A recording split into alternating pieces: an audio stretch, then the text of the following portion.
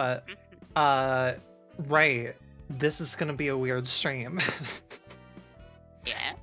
Mainly because we're doing, it's not that we've not done a reading thing before, it's not that we've not really done like a reading thing that is like purely just reading. It's weird. It's odd, especially like this, the way that this goes. I'm like, I scrolled through like a little bit, especially figuring out like the overlay and everything, which is kinda whip. I've been kind of busy with other things in life to not do as much as I'd like for an overlay. What I would like to do is to ideally be able to have this on my laptop and just be able to like sit back in my chair scrolling through it, and then have that synced up to OBS. That would be nice, since I have... I'm one of those idiots that is like, yeah, no, touchscreen laptops are useless, and then bought a touchscreen laptop because, look, I thought it would be useful for college and things, and I mean, hey, it is. Having a 1440p OLED laptop kind of overkill, but oh my god, I realized something about it. It is a perfect manga reading machine. It is fan-fucking-tastic for reading comics and such, when I flip it over to do it in like vertical mode and everything. Insanely amazing manga reading experience if you're like, you know, if you don't have the books and you're having to read manga online. It's perfect for that. It works great for that. Did it still cost like the same amount of a number equivalent to how many pixels it has? Yes, it did. God, 1400 was not worth it for this laptop. It can barely run anything. But yeah, I wanted to kind of be able to hook things up. No worries. Also, I'm putting the category for this as Library of Ruina. I was debating putting it as Limbus Company, but then I'm like, I don't want people coming in here being like, oh, she plays Limbus Company, therefore she must know that this character dies in this state and they never come back to life, and also this major spoiler. I'm like, yeah, no, you made the correct decision of labeling this as a Library of Ruina, Rin. I feel it's better to stay on the Library of Ruina side of things for this, yeah. Well, it also makes sense because this does take place around the same time as Ruina. Yeah, one of the, I forgot which book we read, but one of the books in the library, one of the books that we collected literally mentions the Distortion detective, right? It was Oscar from Wedge Office. Right, yeah. Because, yeah, this would be running concurrent. I mean, I have to imagine that distortions can possibly still occur in the city. Potentially, post-library. Well, remember, it is thanks to Carmen that the distortions are a thing. Yeah, it's Carmen's fault the distortions are a thing. And what Angela's actions did, granted, like, Angela basically just undid... All of her stuff was essentially undoing everything they had done in the library, for the most part. Making sure that everyone essentially comes back to life, and also pretty much setting right what she broke in the first place, and making sure that everyone got the light, but it's not the same. It's not... She kind of set right what Ayan was doing, but not fully, from what I understand, right? Like, it was kind of fixing what she did, but not fully fixing. It was essentially... Fair. Because, I mean... Yeah, no, like, she really wasn't sure of it herself, and also, who the fuck knows what got fucked up with it not culminating fully as she meant it to be, because Rollins. I will also say, when you do get to the end section where you do directly talk to Carmen, she does kind of look at you right in the eyes, and it's like, yeah, I'm doing weird shit. I'm gonna keep doing it, by the way. Yeah, she does have that. She does have that exchange. She's like, I'm just gonna keep doing my thing and trying to make the world a better place. And Angela's like, you're actively not. Even I can tell that you are not making the world a better place right now. Like, she was just like, I'm gonna try and stop you no matter what I have to do. And then Roland just shoves her out of the light. It's like, hey, Lamau, I was worried about you disappearing. Hey, watch me smoking sexy style this dumb blue maid boy right here. And check out the sick-ass combo I was practicing. Angela, I have been working on this combo all week long. I am not about to pull it off without someone watching. I need someone to witness this combo I've been labbing, Angela. You don't understand. And I've been trying to practice my chrono circles and shit. This shit's hard. I need, like, I cannot stress enough how much I need Devil May Cry Project Moon game. Like, with the ending of Library of Ruina, I just need a Devil May Cry Project Moon game. I need Angela to be in an action game. It would feel so right. It would feel so perfect. And a character action Project Moon game would go very hard. Like, you can literally do style switching very easily with Ego. Like, you can just manifest different... Final Fantasy 16 already showed, like, you can just pull a Final Fantasy 16, but better, and do that with Ego switching. There is totally... All that's needed is the programming skills. Everyone needs therapy. Therapy is expensive. I'll be their therapist. Treatment, just be yourself unapologetically. Murder, if it makes you feel better, sure, just be you. What the fuck are you talking about? If you think that you have to distort a little bit... Wait, Carmen really is, like, the... Aren't you tired of being nice? Don't you want to go apeshit? Don't you want to go apeshit? Don't you want to go apeshit? Don't you want to go apeshit? Go apeshit. Go apeshit. And it's just like, maybe not when going apeshit. Wow, I can't fucking words. This will bode well for doing a fucking reading stream.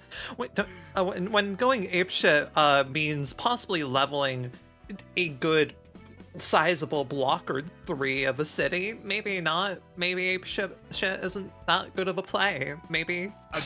I'm just thinking of the one Eric Andre skit of him talking to Wiz Khalifa. It's like, oh yeah, I gave a little bit of the light to this one kid and just surrounded him, just going nightmare, nightmare, nightmare, nightmare, nightmare.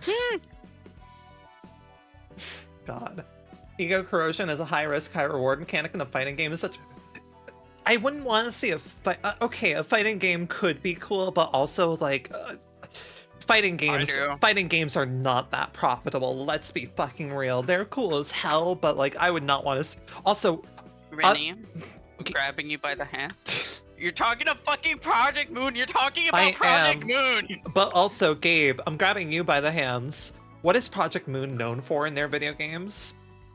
Yeah, Libus Company, the one that they literally made specifically so they don't go under, asshole. No, Gabe, they're known for having jank-ass bullshit that needs a lot of testing so it doesn't fucking break. Have you played a fighting game? No, Roland got that disjointed ass hitbox. I was just thinking Durandal, but like the hitbox for it is like slightly extended more than it should.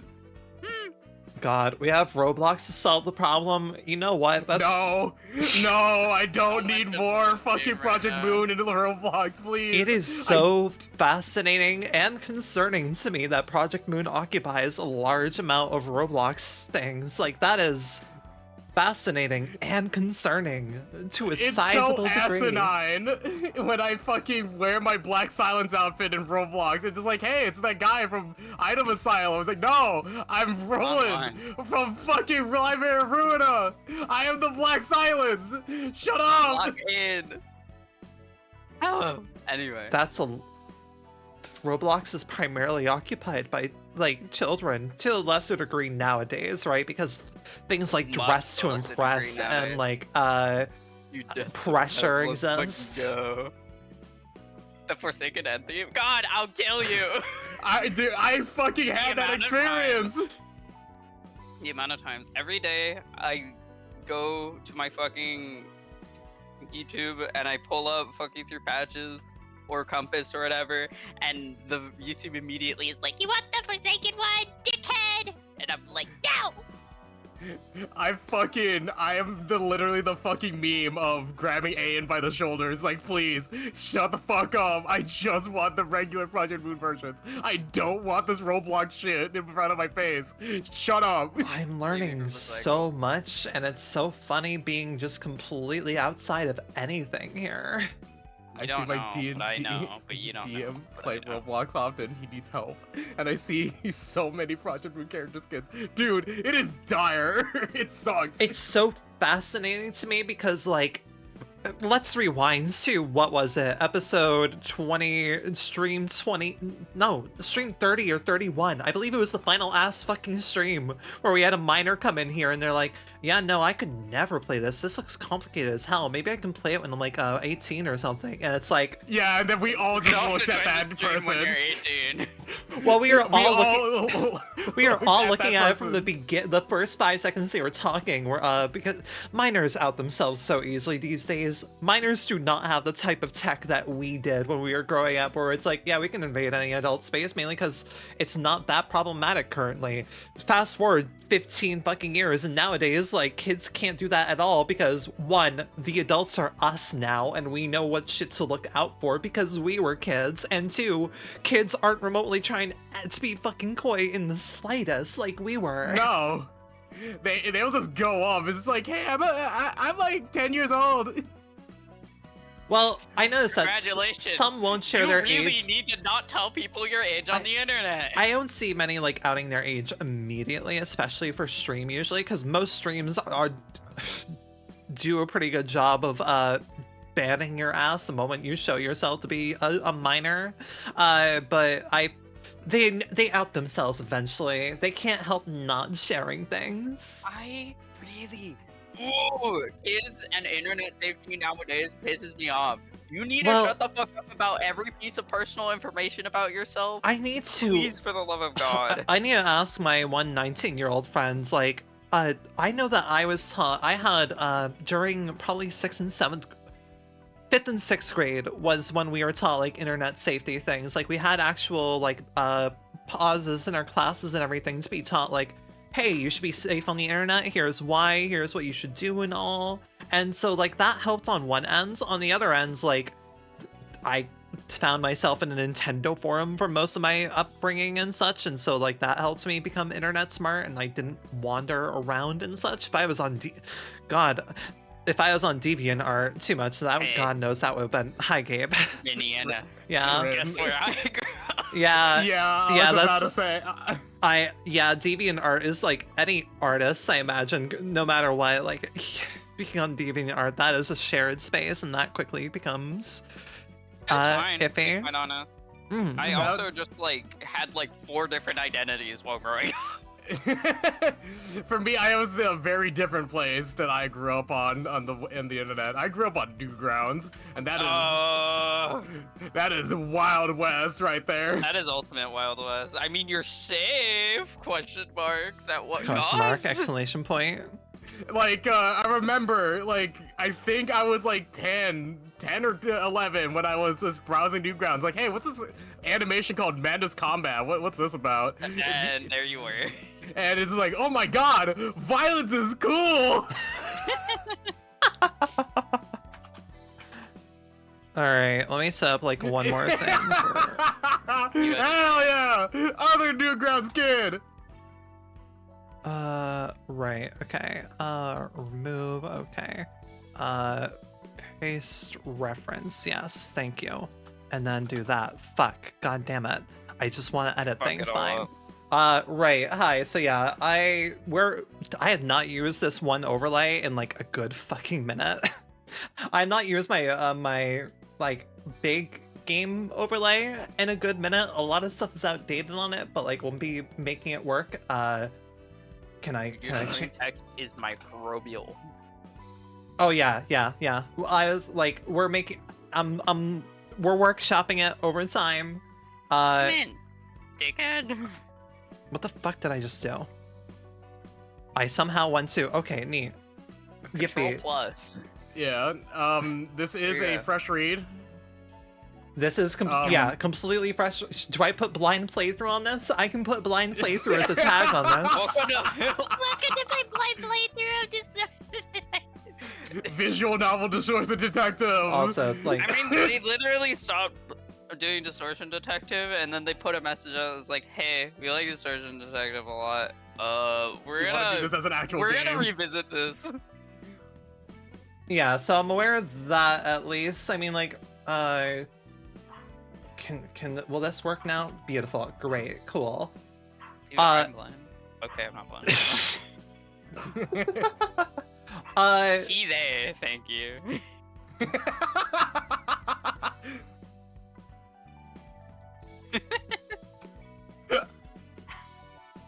Yay!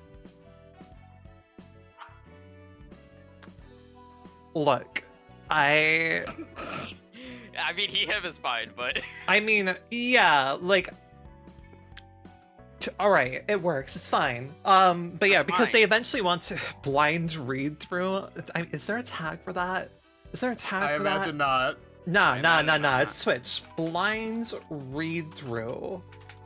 I could also Okay, just but- write blind reaction. Actually, you know what? Blind reaction would Yeah, be I that feel like works that'd better. be more appropriate. That works better. About to become he dumb. We will be tackling Leviathan after this. We're kind of just waiting on the guy who really wants to do Virgilius and Limbus Company to have a functioning PC.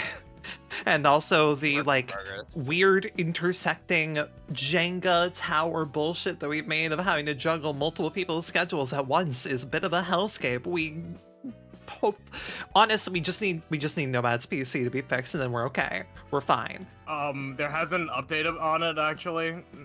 So it is in semi-working condition. It is just the him trying to troubleshoot things right now. He's still Gotcha. having some troubles. Yay! Which also Distortion Detective, I think you've said, like, probably takes up just a matter of one stream, if anything, if we focus on it. And One stream. not Distortion. No, Sorry, Leviathan. I mixed terms up. I'm 1 to 2, maybe. One. yeah. Two. Distortion Detective, very much no. I would account for 2 personally. Yeah. I mean, I will be having my 2-week break off school things in a few weeks, so like I'll have like extra time to do things then, which will potentially give us the time to crack down on things. But yeah, and Leviathan's more of a manga, I believe, right? This is more like So at the beginning of Leviathan, yeah, it switches to more like a light novel around the later part. like this just type of because format, yeah.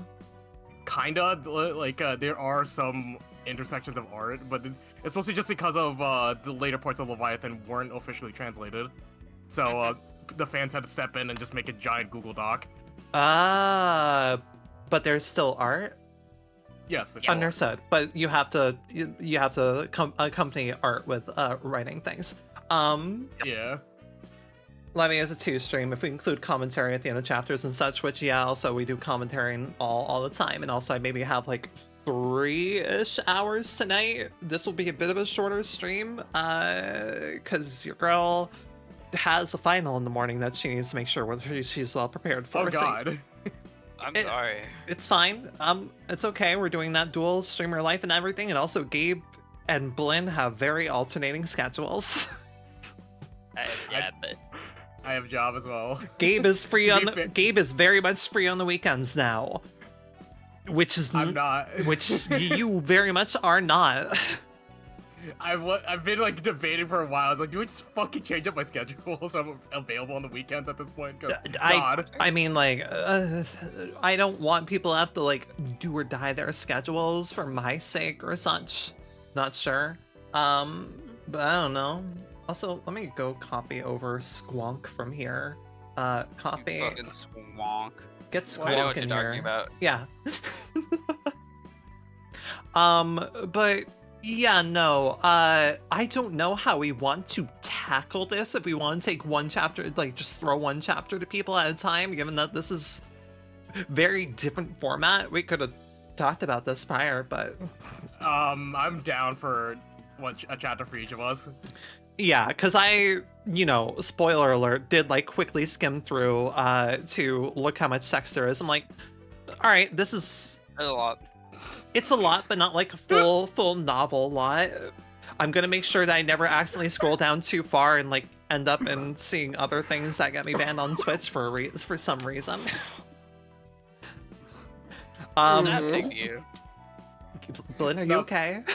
Nothing. I just I heard when you said text. I didn't hear that. I didn't hear it as that at first because of my fucking brain. What you hearing? my fucking my brain like processed that as sex. It's just like What? Yeah, What's happening here? Yeah, it's just like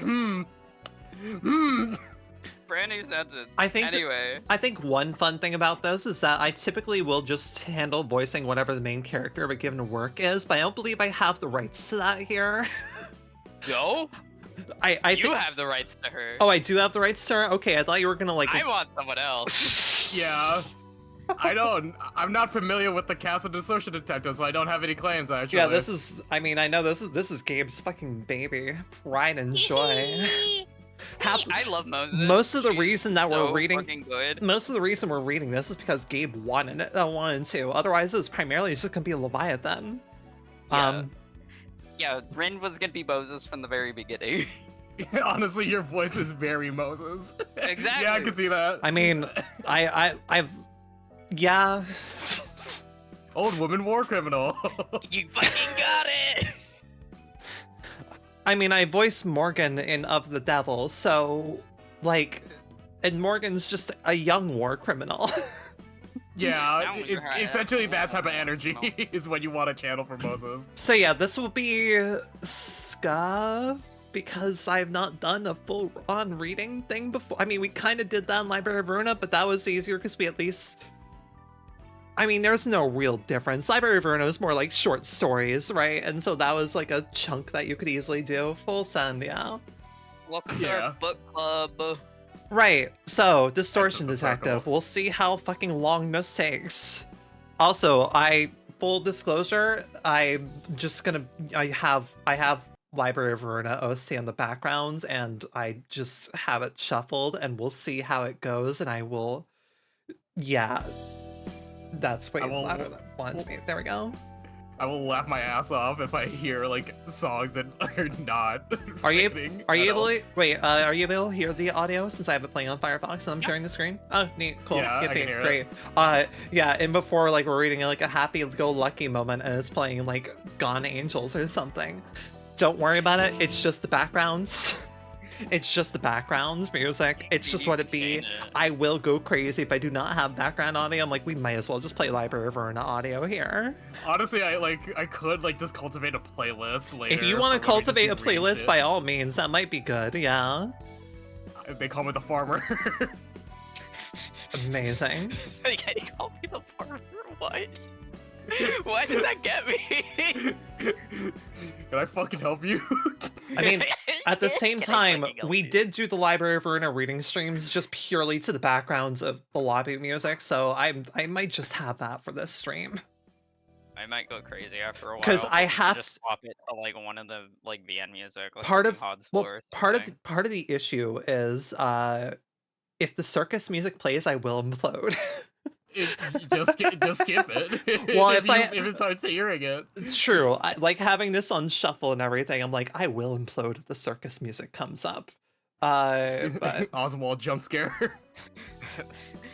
That's just like, I wonder what that weird clown music is. Hello, right. I'm looking for the Distortion Detective. She fucking kills him in there. She's crazy. I'm so excited. Right. Okay, lock in.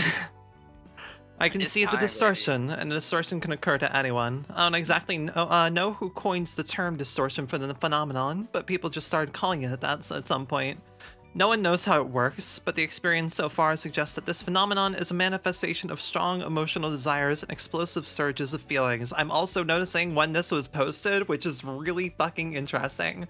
This was being written at pretty much concurrent to when the game ended, right? I think. Hello? Hi Angela, realization theme too. Like I said, I just have this on shuffle. It's gonna be what it be. But yeah, I think this was this was being written towards the end of Library of Runa's development cycle, I think, right? Because I'm not sure that's the end of Runa's development. Hold on, let me or check. like right in the middle of it, because I believe Runa finished like right in the middle, or 2020 or 2021, from what I loosely understand. It was the initial release of it was 2020 of May. It was fully released on August 10th, 2021. So yeah, they were already starting to get this going then. Right. The pianist who, or rather which, wreaked havoc on District 9 is known as one of the most notable... Yeah, no, we're just doing lobby music. I'm sorry. I'm not gonna... we're gonna get battle music here and there, and I will go crazy. I'm sorry, Gabe. Your craziness is worth it. I literally told you. You could just swap it to a different song every once in a while. Like, what are the fucking floors during the visual novel parts? Like, fucking Hod or Malkuth or whatever. Yeah, but that would take effort on my part. Rinienna, I think I'll kill you. I have to be locked the fuck in. I will just make the playlist right now. I was gonna do it later. I'll just do it now. Yeah. The pianist who, or rather which, wreaked havoc on District 9 is known as one of the most notable cases of the distortion. Not many are aware that smaller cases of the distortion are happening here and there across the city even now. A person turning into a fish, and another one's eyes being dyed with the hues of the sky are two such examples. The distortion appears to me as visual distortions in a literal sense. Although I can see them, they aren't tangible. In the case of the person whose upper body gradually turned into that of a fish... Oh.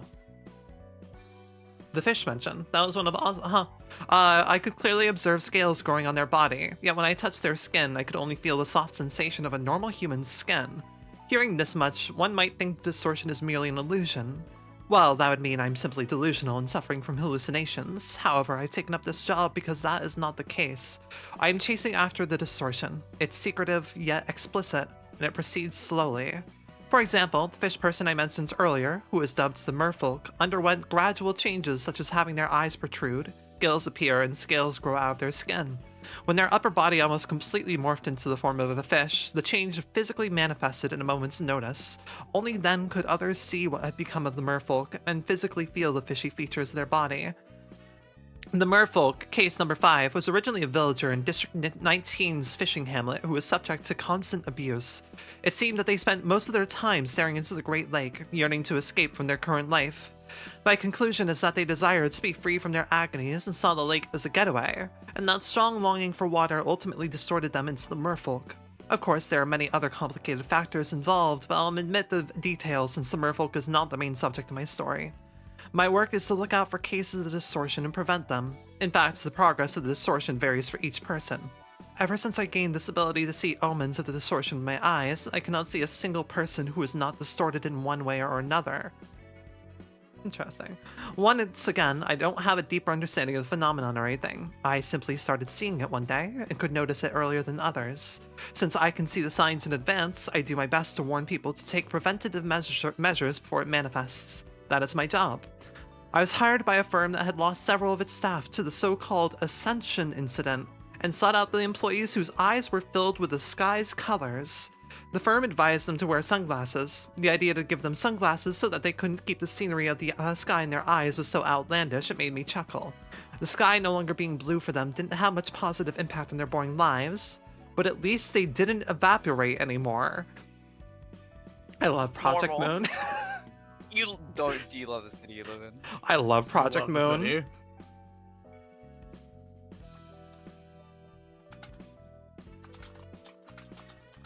And I realize the problem of this situation, because if I use music from Ruina, they're all really short. Hi Mo. Yeah, that is the you have to look up extended versions, right?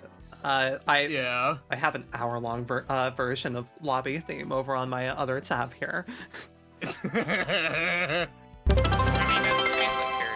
God, Mo's fucking jump scaring me with the bit sounds I always forget about that exists. I forget bits exist all the goddamn time. Me too. The people who used to look up at the sky started looking down instead. Perhaps they still wanted to get closer to the sky by going up to the rooftop. Or maybe they were just one of the many who chose to jump to death. The city isn't too interested in what happens after a case has been solved. All they need to know is if the deaths were understandable or not. I'm not a charity worker, so I don't bother looking into cases of distortion I wasn't asked to investigate either. Case number 13, Balloon People. This case was rather explosive. I titled this case Balloon People because people's heads quite literally expanded like balloons until they went pop. This cold explosion would cover up everything within a 10 meter, I'm going to assume, radius of blood and blow to pieces everyone in its range as well.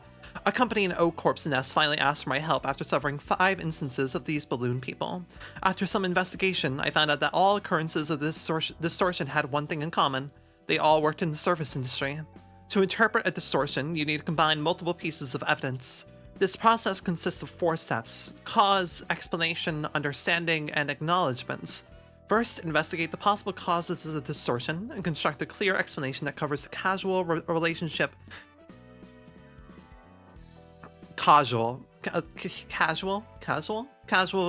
and convincing. I'm assuming that's the other meaning of casual, which is what causes a thing. I know the English language. Casual relationship in a convincing manner. Then make the subject understand why they are going through the distortion and have them acknowledge that they could fully distort at this rate. If all these steps succeed, the case is closed. The distortion is considered solved if the subject regresses to a form that looks human enough to me. Those who became the balloon people used to work in emotionally intense fields such as delivery carriers, nurses, and call center clerks. Particularly, call center clerks had the largest average explosion radius of 16 meters. Some inquiries revealed that another company had subcontracted all customer service calls to one call center. The clerk's job was to record the claims of clients and send those records to that company. The problem lay in this process. The call center's clerks lacked any expertise in the subjects of those complaints, yet they had to endure heaps of insults from their clients, even though there was no use lashing out at them. The clerks were treated like emotional garbage cans, hearing all kinds of abusive language and even threats from clients.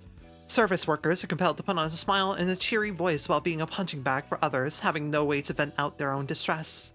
Such stress would naturally accumulate over time. This resulted in their heads inflating like balloons, all the while they maintained a facade of serenity. They'd end up exploding once their stress reached a breaking point. From that point, my work is simple. I made a list of clerks whose heads appeared inflated to me and sent that to the company. Those clerks then lost their jobs. The company didn't bother investing any time or effort into shrinking their heads. My work often ends before I can enter the stages of understanding and acknowledgement. Simply interpreting the distortion doesn't resolve the fundamental issue. Their stress is bound to explode in one way or another. However, such matters didn't concern my clients much. All they cared about was maintaining this abnormal status quo and evading responsibility for the distortion, not the cause behind it. I suppose the same can be said of me. I can't help but keep thinking that we are all missing something important. I believe I'll be chasing after distortion for a while, as every single thing appears distorted to my eyes. Right now I am looking into a mirror. To my eyes, I'm the only one who doesn't appear distorted. In a world full of distorted people, could the one person who remains unchanged be the distorted one? As I look at all the distorted people, the distorted streets, and this distorted city, I come to think that maybe the whole world is distorted. I can't fathom what would happen once the distortion of this world continues and reaches a critical point. Until then, I'll stay ever vigilant for distortion. I am the Distortion Detective. This is really fucking funny reading after going through a 100-line Defense Academy. If you know, you know. I don't. Isn't she beautiful? Don't you love her? You will. She looks so goddamn... You will. Not an option. I think I found Gabe's equivalent for Angela. No, I think that's another character. You haven't met him yet. You will though. Is it also a character in this? No. Gotcha. How the fuck do... Okay, yippee. Gotcha. Yippee. Hooray. Moses is like... I don't know. Moses is my best friend. Moses, I will kill and die for you. Moses, are you free on Friday night? Please contact me on Friday night when you are free. She looks... Just kidding. She's probably a turbo lesbian. Yeah, that's the woman who's a turbo lesbian. And also, look, she looks so fucking tired. She is an old woman. Which is which is also accurate for a turbo lesbian. Correct. Chapter 2, I can do 2 chapters in a row. It's fine. It'll help me lock in. Self-contradiction, Moses and Ezra. You idiot, I quietly murmured, grinding my teeth. Ezra had done it again. I told her numerous times not to ask sensitive questions to the subjects of the distortion. Ezra then whispered to me, Detective, what do we do? Sorry, Chef, my niece isn't very streetwise yet, you see. Oh, you lovely young sprout. What do you mean with detective? Are you seeing stuff again? Poor little thing. So you were just a couple of nut jobs. If you disrupt my business with bollocks again, I'm gonna call security. The master chef yelled, though this restaurant was too small and shabby for such luxurious titles. Yes, I'll teach my little gal here to behave. Are you insane? Did you really have to say out loud, wow, the food here is just as disgusting as the sanitation? Who taught you to cook? In a small restaurant that's not seeing too many guests. But it really did taste horrible. You think we're here to enjoy the food. You're supposed to carefully look around for clues. Just cram the food in your mouth before the chef finds us suspicious. This food has got to be the cause of the disappearance. I bet the revolting taste drove them crazy and made them wander off. We're cutting your salary. What? By 25%. Maybe we could approach this in like audiobook way, which is I don't know, and Blinn doesn't know, which means only Gabe knows. And also I'll voice Ezra if you let me. So Moses is my favorite. Yeah. Ezra is my strong lead. I love Ezra. He's so stupid. Yeah, alright. Yeah, I think tackling this in audiobook type style would be most sensible, yeah. Most beneficial, I say when I've listened to one audiobook series in my life, and that is Lord's Tomb. So, I need to listen to more audiobooks. I took a pipe out of my inner coat pocket. The case may be stuck for the moment, but it should end well somehow. With such optimism, I started smoking. I'm a fixer from District 14, a decently experienced Grade 5, currently working for 7, the association specializing in intelligence and investigation operations. I solve mysteries for a living, though most of these unsolved cases are about the Distortion anyway. The city still seems to be mostly clueless about the Distortion. I simply jumped into this budding niche earlier than others thanks to my cursed talent, seeing people's distortions. Okay. I think that's Ezra? Yeah, that's Ezra, probably. Yeah, if you see her address a detective, that's probably Ezra. Uh-huh. I need a water before I can voice her, so you're gonna give me a second. You didn't grab water before doing this? Yeah, I gotta pitch my voice up, baby. I came prepared. I got my water bottle ready to go. I have no idea how we're gonna divvy things out, but you know, we'll see how it goes. We will figure it out. Yeah. Scuff, scuff, scuff, scuff. But yeah, Leviathan is primarily manga, but then becomes light novel alongside manga panels when it's now fan translated, right? At a certain point. I believe so. Okay. Have you not read Leviathan, Blinn? I have not read it fully. Gotcha. Understood. But I have read through most of it. It's translated. So Leviathan is mostly officially translated. It is just, I believe, the last 4 chapters of Levy that is not officially translated. And there's what, 40 sure chapters? So that's not too much. I mean, it sucks that it wasn't fully translated, but let me check how much there is to it. I believe I remember the term 40 being used either for DD or Leviathan. 20 chapters for right. Leviathan. Okay. Yeah. Right. Okay. It's 40 chapters for this, but this is a light novel, so the length varies extremely. Right. Gabe, you got your Wawa? My Wawa. Your I could have said Wawa, but that is now Wuthering Waves, and so. My Wawa. My Weewa. Wawa Weewa. Gabe is channeling the silly. I've channeled the silly before. Is this like kind of Tippereth, but not really? This is mostly my speaking voice when I'm like pretending to pass. Anyway. Pretending. So what did the chef look like to you, detective? Pretending to pass. Gabe, you're trans mask. What's the term? Pretending to be a woman, which I'm not. Yeah. I'm like, fam, that's saying not what you wanted to say. No, yeah. Fuck off. English isn't my first language, okay? English is my only language. I am poorly undertaught. Do I use that to hide behind like a little wall? Definitely. God, it's so fucking weird. Like, fam, knowing you for some almost 10 years now. Fuck. You have just always been the normal voice for me, so it's so weird to hear you do the alternate. Yeah, no, ever since the testosterone hit, I've been very happy.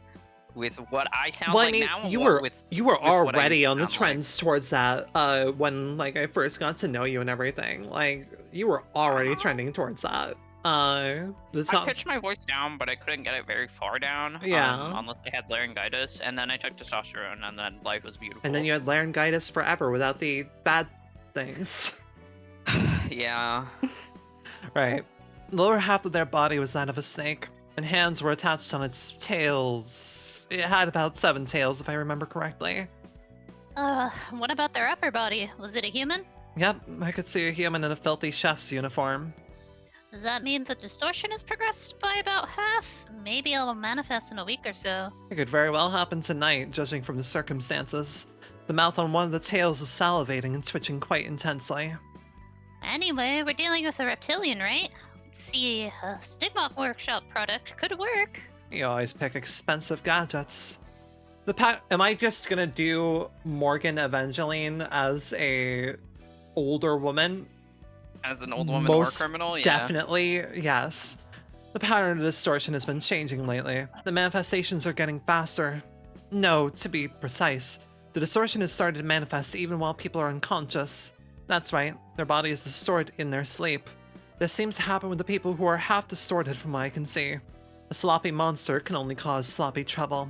The Zwei Association gave my office a request. People have been disappearing at night inside a certain hotel in the area the association had been safeguarding. Recording was forbidden in the back streets of District 14, so there is no video footage available. The hotel only has 2 entrances, the main gate and the back door through the kitchen. None of the missing guests were seen leaving through the main gate. The hotel wasn't assaulted by a syndicate either, which was obvious considering that the Zwei were in charge of that area. Sorry. Detective! Maybe something's really up with the kitchen. Its chef was the most distorted person around, so it's plausible. The sun sets at night. Why are we ending? Gabe, how have we ended up with detective and assistant? You set yourself up for this. I don't think that was intentional. This is just of the devil again, except Except not at all, because Ezra's a completely different person from Sarah. yeah. The sun sets and night falls. We infiltrated the hotel restaurant. The fairy I spent a fortune on enters the keyhole and opens the door for us. Sometimes singularities feel much more like monsters than the half-baked creatures born from the distortion. Ah, they having a party or something? What are they eating? Under a red light, skinless hunks of flesh. I can't fucking words, god damn it. Hunks of flesh were sitting around a table eating something. The only dish on the table was something that looked like a large leather sack. They each grabbed something from the sack and eat it. The putrid smell stings my nose. My mind faltered. Oh my god, she is so fucking tall. Holy Moses is tiny and Ezra is huge. It's Jesus. really funny. Jesus fucking Christ, women. I'm gonna look at their heights real quick because I'm very curious. I think Moses is like 5'2". Don't quote me on those. Ezra's like 6 foot something. Moses is 5'1". Ezra's 6'2". Women? Alright then. Putrid Yup. smell stings my nose. My mind falters for a moment. Turn around. Do not look at the thing they're eating. Don't breathe. This is driving me mad, Detective. But it looks so cozy in there. Looks like a bedroll. You'll be eaten and turned to manure once you get in that bedroll. Oh, Ezra was completely entranced. I smacked her in the chest as quietly as I could. wait. I gave Ezra a handkerchief so she could cover her nose. Keep it tight. We're heading to the kitchen now. Leaving behind the feast, we crawled toward the kitchen. A long line of people waited in front of it. Those were the people reported to be missing. They enter the kitchen one by one, and then human-shaped flesh hunks walk out, each carrying a leather sack. They bring it to their table and eat from it. The food that bewitches food? people, huh? What could they be eating, Detective? I just look for the keyword now, I'm like, detective. Yup. It's time to find out. Get ready, assistant. Ezra took a stigma workshop sword out of her bag. I pulled out my smoking pipe. The door leading to the kitchen is wide open. People lining up for their sack pay no attention to us. They're simply mumbling to themselves. We proceed slowly. We're going in. I can hear the sound of kitchenware at work. The chef is busy cooking something. holding multiple cooking utensils with the hands that are on their tails. What could they be cooking? What are they feeding those people with? Detective, people are bowing down to the chef to show their heads. The chef is splitting them open and taking something out? Doesn't look like a brain. They aren't extracting the brain itself. They're pulling something out of it. What could it be? Thoughts. How is that possible? That's what the distortion is all about. Unseeable things are materialized. It means they're giving away their thoughts to the chef so the chef can cook them, and The chef also peels their skin to use as a sack. That's pretty wicked. My eyes met the chef's gaze. Blinn, do you want to do ad-lib shit? Sure. I'm down to do ad-lib shit. Where is it? Ad-lib shit until more so as in other things that aren't them until we get the male character that I know. There's a male character in this. Alright. Yeah. Hey, you're the insane bunch I saw earlier today. If you want to eat, then line up. The taste is gonna be nothing like the stuff you ate before. I need to just put on the typical music that plays during any of the city scenes in Library of Verona and have an extended version of that. Problem is, do I know the name of any of the songs? No, not at all. I'm going through the same issue right now. I'm trying to cultivate the playlist right now. What are you feeding these people? That's right. I'm giving them what they want. And I cook thoughts. People these days don't even know what they're thinking. So they need someone else to cook those thoughts up and feed them. You've already killed people. Yeah, that's Azra.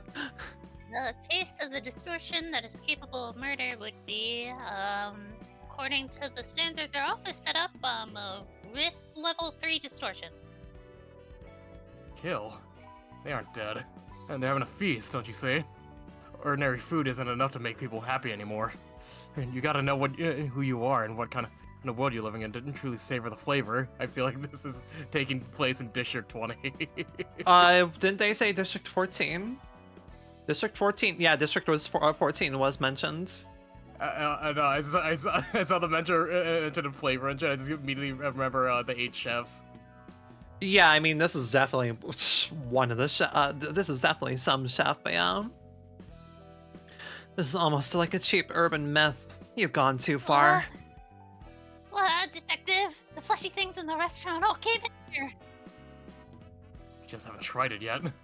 And I'll show you how your thoughts taste. Ezra, take them down.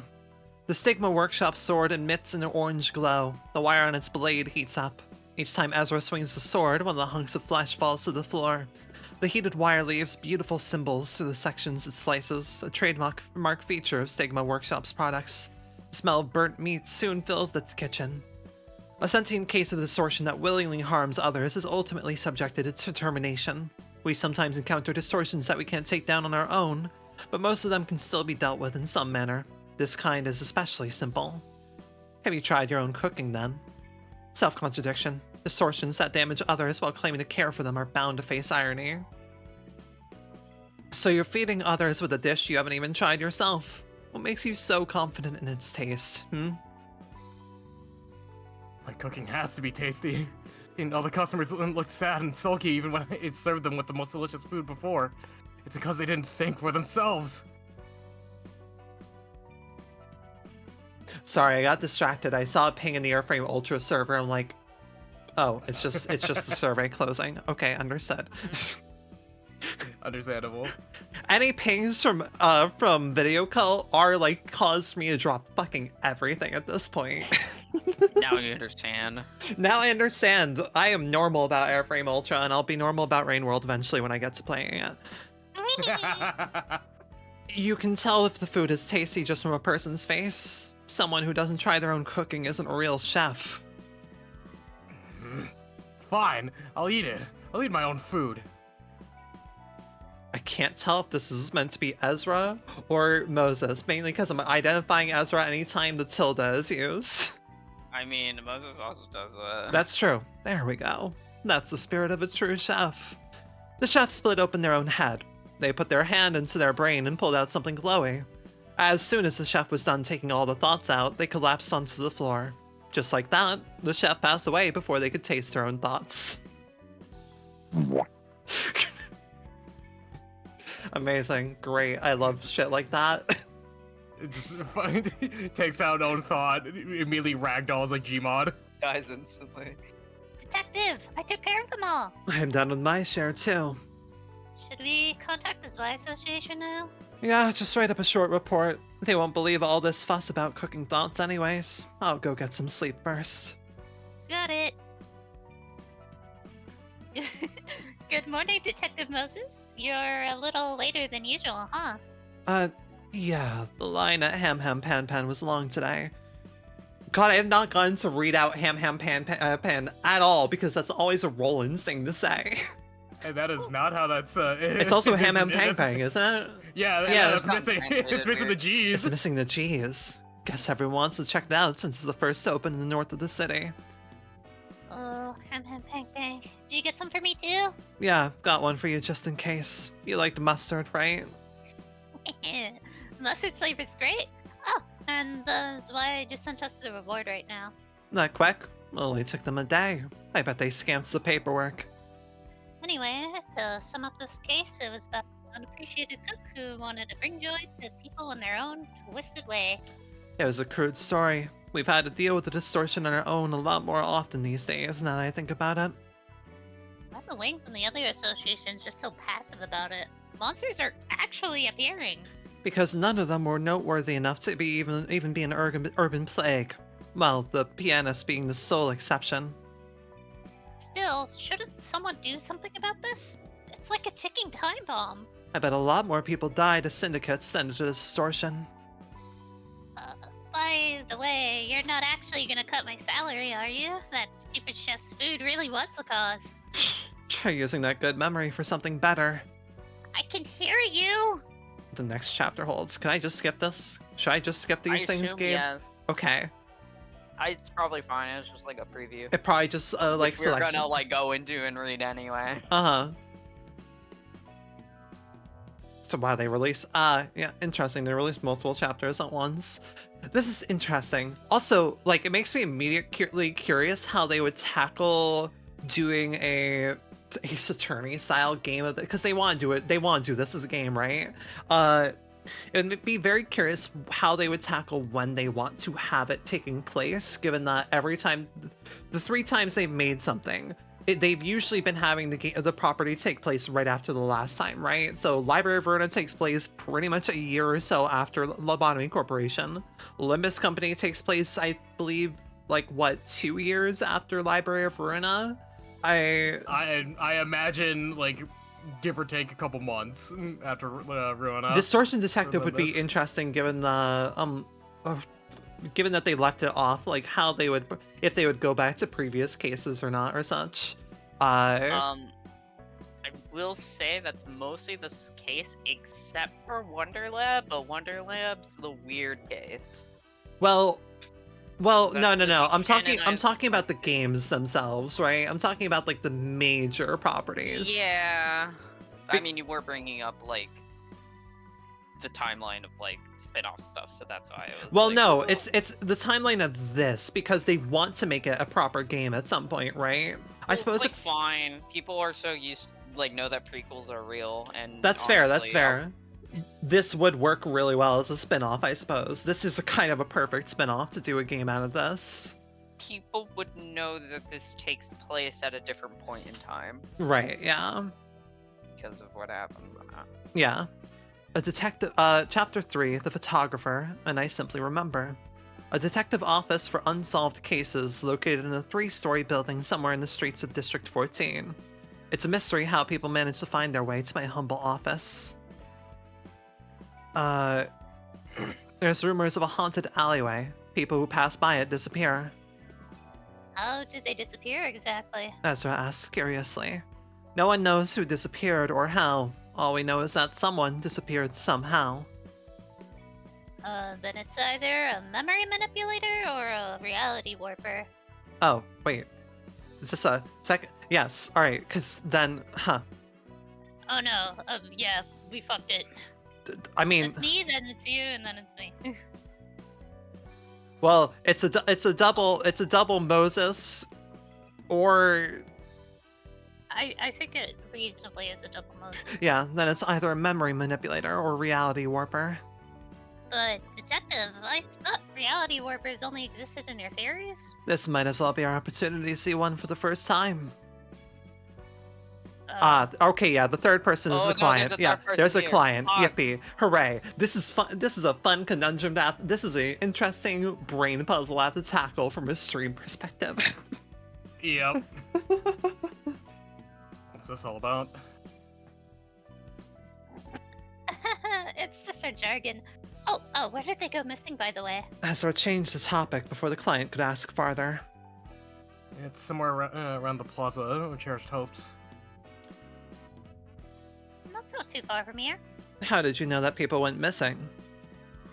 Used vehicles and objects were found abandoned in the street, like bicycles and cars. And most of all, the furniture in my attic was sorted as if someone had been living there until today. That means one of your family members has disappeared. Blynn, this is you? Yeah? Huh? But there's only 3 people in my family, and they're all fine. It's It's Whoa, okay,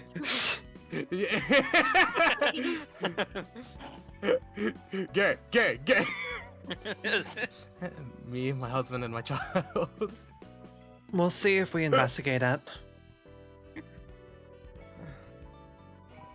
No worries, Blynn. Only do whatever you're doing IRL, working on the playlist, and also this at the same time. It's okay. This is, look, new type of project to tackle. Reading stream.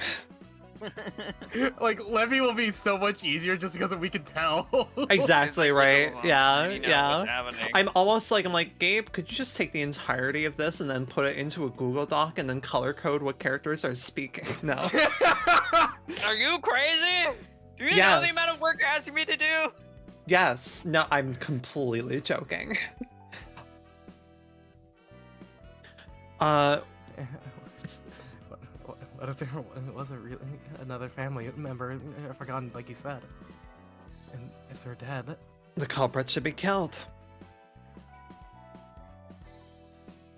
That's rather stern. Well then, we should start discussing the request fee. Ezra's eyes sparkled as she spoke. I left the financial management of our office to her. She has enough wits to figure out how serious or tough a request will be, so I can trust her to lead negotiations like this. I headed out to the terrace while Ezra and the client were busy bargaining. I smoked from my pipe, feeling the acrid breeze of the back streets. Acrid mention? Risk of rain? Still, this air is much clearer compared to the messy atmosphere during the smoke war. Distorted creatures walk the streets as always. Wondering how long I'll be doing this, I puffed tobacco smoke. Detective, I'm done writing the contract. The client went back to her home. Plaza. Sorry, I'm gonna spell the pronouns. It's his home. They're gay now. Gay. Rewriting the narrative. Plaza of Cherished Hopes, was it? Get ready. Yes, Chief. Do I bring the usual gadgets? Ezra asked as she stuffed equipment into her dimensional bag. Sure. We just have bags of holding in this setting. That makes sense, yeah.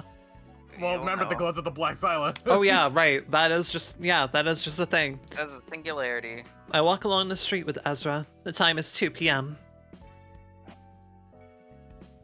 Sorry, I got a fucking message. All good. Ta-da! Here we are at the Plaza of Cherished Hopes. What do you do now? Wait till the night falls? This case appears to be a location-type distortion, judging from the client's description. A powerful distortion can affect its surroundings as well, assimilating nearby objects into it. We should look for any distorted buildings. But only you can see those weird buildings, Detective. What can I do? See if there's abandoned bikes around here, maybe. Windows with eyes, apartments floating in the air, doors with teeth, rooms filled with water. There are a lot more distorted buildings than it seems. It would be quite a sight if they manifest all at once. Now, which building to investigate first? I don't have any specific criteria set in mind. Some deduction and intuition are all it usually takes to figure it out. This one is a case of the distortion that devours people whole. The victims are soon forgotten by others. Why were they attracted to that distortion? I need the profiles of the missing people, but if no one knows who disappeared, it'll be difficult to figure out their common traits. Ezra, look for a place around here that provides goods or services for free. What? For free? Does that even exist? Preferably a place where people who don't have a job would go. And that is why it's easier to figure it out. The distortions of the city are actually rather simple to understand. Ah, there it is. A place called Lumiere's Soup Kitchen. Is it sponsored by anyone? Nope, seems to be run by an individual. Lead me there. People who are destined to be forgotten in the city will naturally be attracted to free meals. Isn't this a photo studio? What? Looks like a worn-out tent, though. It's a distortion. Does that really look like a photo studio to you, Detective? Age studio. So, this is the soup kitchen, right? Yep. The description says they give away free meals to children or the elderly who are too poor to afford anything else. Do we use the ferry to enter? Huh? Don't you know how expensive it is to recharge the ferry? This is just an ordinary tent camp. All you gotta do is walk in. I asked because I'm seeing a door sealed with a lock. I don't like how you talk back. I'll be cutting off your salary. What? I'm just kidding. Aren't you having too much fun with that? It shakes my heart even if it's a joke. Say, should we wait till night? We can interfere with the distortion that's manifested this much already. What are we waiting for then? Hold on. You shouldn't just barge off into a closed-off section of someone else's mind. I walked up to the door and gently knocked on it. Sure, soon enough, the door was unlocked. Let's get inside. What did you just do? The entrance opened up on its own. I simply showed courtesy. You told me not to use the ferry or anything, so all I could do was knock on the locked door. A photo studio set up inside a wooden building. The whole building exudes the smell of hardwood, and large frames fill up the walls.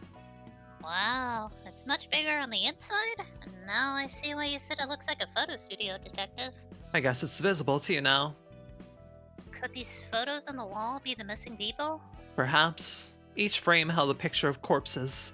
Various photographs of dead people. One common feature is that they all died indoors. This amuses me. This just amuses me. The thinker. The thinker. And the not so much thinker, but also still very important thinker. Lesser thinker. Greater thinker and lesser thinker. She's so like fucking focused in that. She like start ass expression, like putting her full like thought process into it. And you look over at Ezra and she's just like, wow. She is very puppy coded. Ezra is very puppy coded. This room is breathing. I can feel its respiration, its beats. No one knows how many people this room has devoured. A dying elderly person stands before me. A lonely old person whose breath is fainter than the room's. Forgotten by others, this aged person has brought and taken in people. As the doddering one faded from everyone's memories, so too did the people they took in. Not a single person knows them. They were here, dying all alone. This is a place of memorial. A person whose head turned into a camera greeted us from behind. The 4 lenses on their head rotated disorderly, fixing their gaze onto me. Yikes! Surprised, Ezra fell on the floor. I remember. I should probably take this. If you want to keep working on the playlist, I can do this. So you're not just. I do not mind going back and forth. Okay, thank you. Work on the playlist. I remember each person in their photograph. I take pictures of them and frame them. Who are you? I'm a photographer. I believe I should be the one asking who you two are, in fact. This is Moses the Distortion Detective, and I'm the talented sidekick Ezra. She speaks with confidence, revealing our identity so shamelessly. We are fixers. We actually got a request about recent cases of disappearance. So, they do realize that some people have gone missing. What's the point of it all, though? They were already treated like invisible people even before they disappeared. This is Ezra, I believe. Oh yeah, it is Ezra. Did you lure them here with free meals to kill them? Ezra questions the person while looking at them with suspicion. No, I didn't. I'm simply remembering the people who are bound to be forgotten, like Mrs. Agnes over there. I had to really try hard not to pronounce it as I'm used to pronouncing that name, which is the French version, which most people don't pronounce it that way.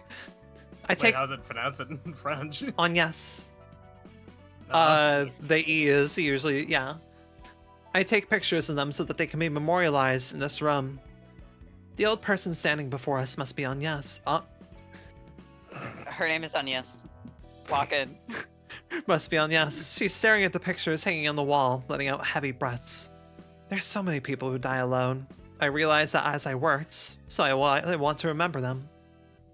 What work? Kidnapping people?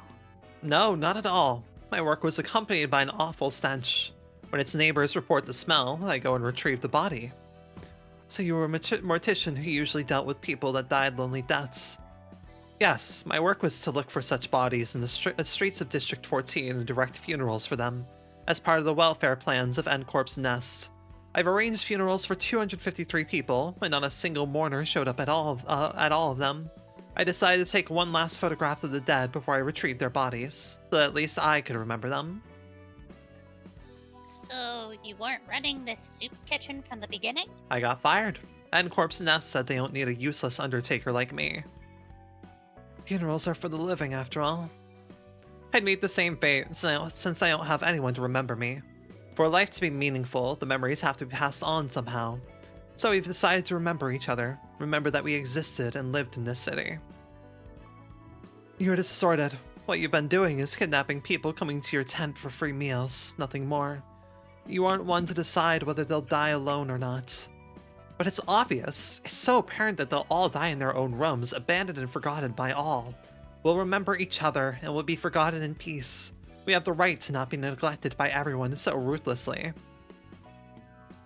And rob the people who still do remember them of their memories. You just kidnapped people who were in the same shoes as you, because you yourself were afraid of being forgotten. You took away their chances to be remembered. The lenses on their heads started rotating all of a sudden.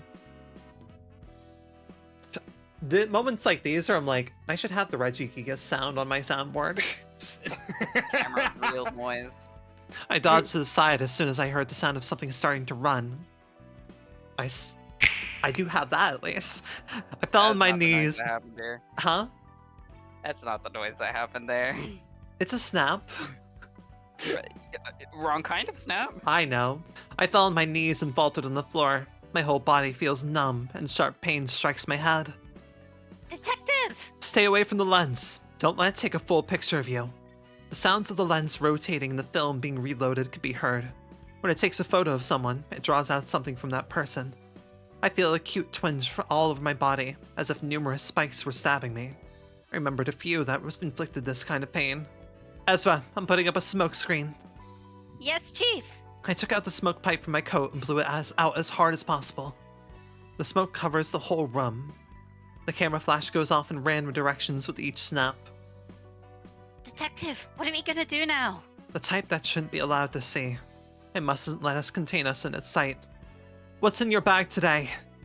The usual. Stigma workshop sword, alias workshop gloves, Corey gloves, Nestor hammer, and... Throw the Corey gloves at me. Got it. Only Ezra can see me through the thick smoke. A pair of sky blue gloves flew across the room and I snatched them right away. I put on the gloves and slammed the wall with my hand. The wall begins to freeze over. I took a deep breath in through my pipe. The smoke that had filled the room is sucked back into the pipe. A shiny wall of ice reveals itself. The lens flashed, taking a picture of its own reflection on the icy wall. The photographer fell down, cracks showing up on its head and lenses. You made others be forgotten because you didn't want to sink into oblivion alone. Perhaps, maybe I was the only one who had completely lost their chance to be remembered, after all. How many people have you locked in here? 57. Can you recover them? Yes, I can. And your life is spared at least. Bring them back now. But who will be there to be remembering me now? We will. Thank you. The photographer's head returned to normal, only a single eye retaining the shape of a lens. The studio regressed to a tent, now full of people. The distortion was solved. We found the missing family member. He's the one, right? Client doesn't look too happy. Blinn, would you like me to read, or do you wanna come back to voicing the client? I'm almost done with the All good. thing. It's just YouTube's freaking out, so you can. No worries. Oh yeah, my father's back. No wonder I forgot. Well, this is Ezra. Well then, shall we transact the remainder? My brain is going back to the times I would read so many scripts in high school that I'm just quickly able to, I'm getting back in that mindset now to identify things. Ezra counted the money with a smile, while the client and her father headed back looking depressed. No one would welcome the outcome of this request. They'd have much preferred to just forget about the people who eventually made it back. They'd murmur to themselves about how they wished those people to disappear forever. I heard later that 58 people's worth of smoke quietly billowed out of crematoriums in the back streets of N-Corp's Nest one day. And I simply remember. Any subscriptions or financial support will be great. That's what she remembers.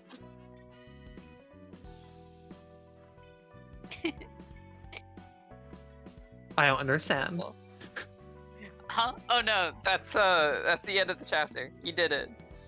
Ah. Any subscriptions or financial support. Oh. They put that at the end of every chapter. It's just like, please give us money Yeah. so we can keep writing. Yeah.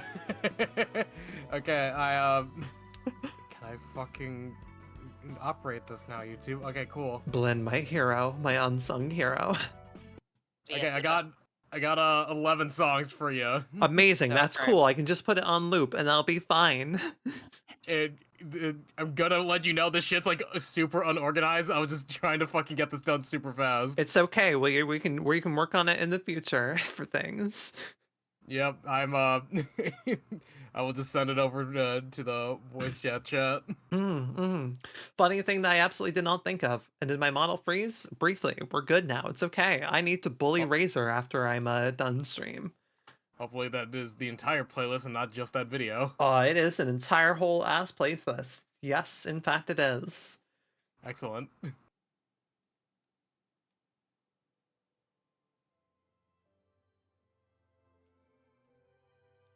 Beautiful. Okay, hooray. Thank you. Thank you, Blinn. Appreciate it.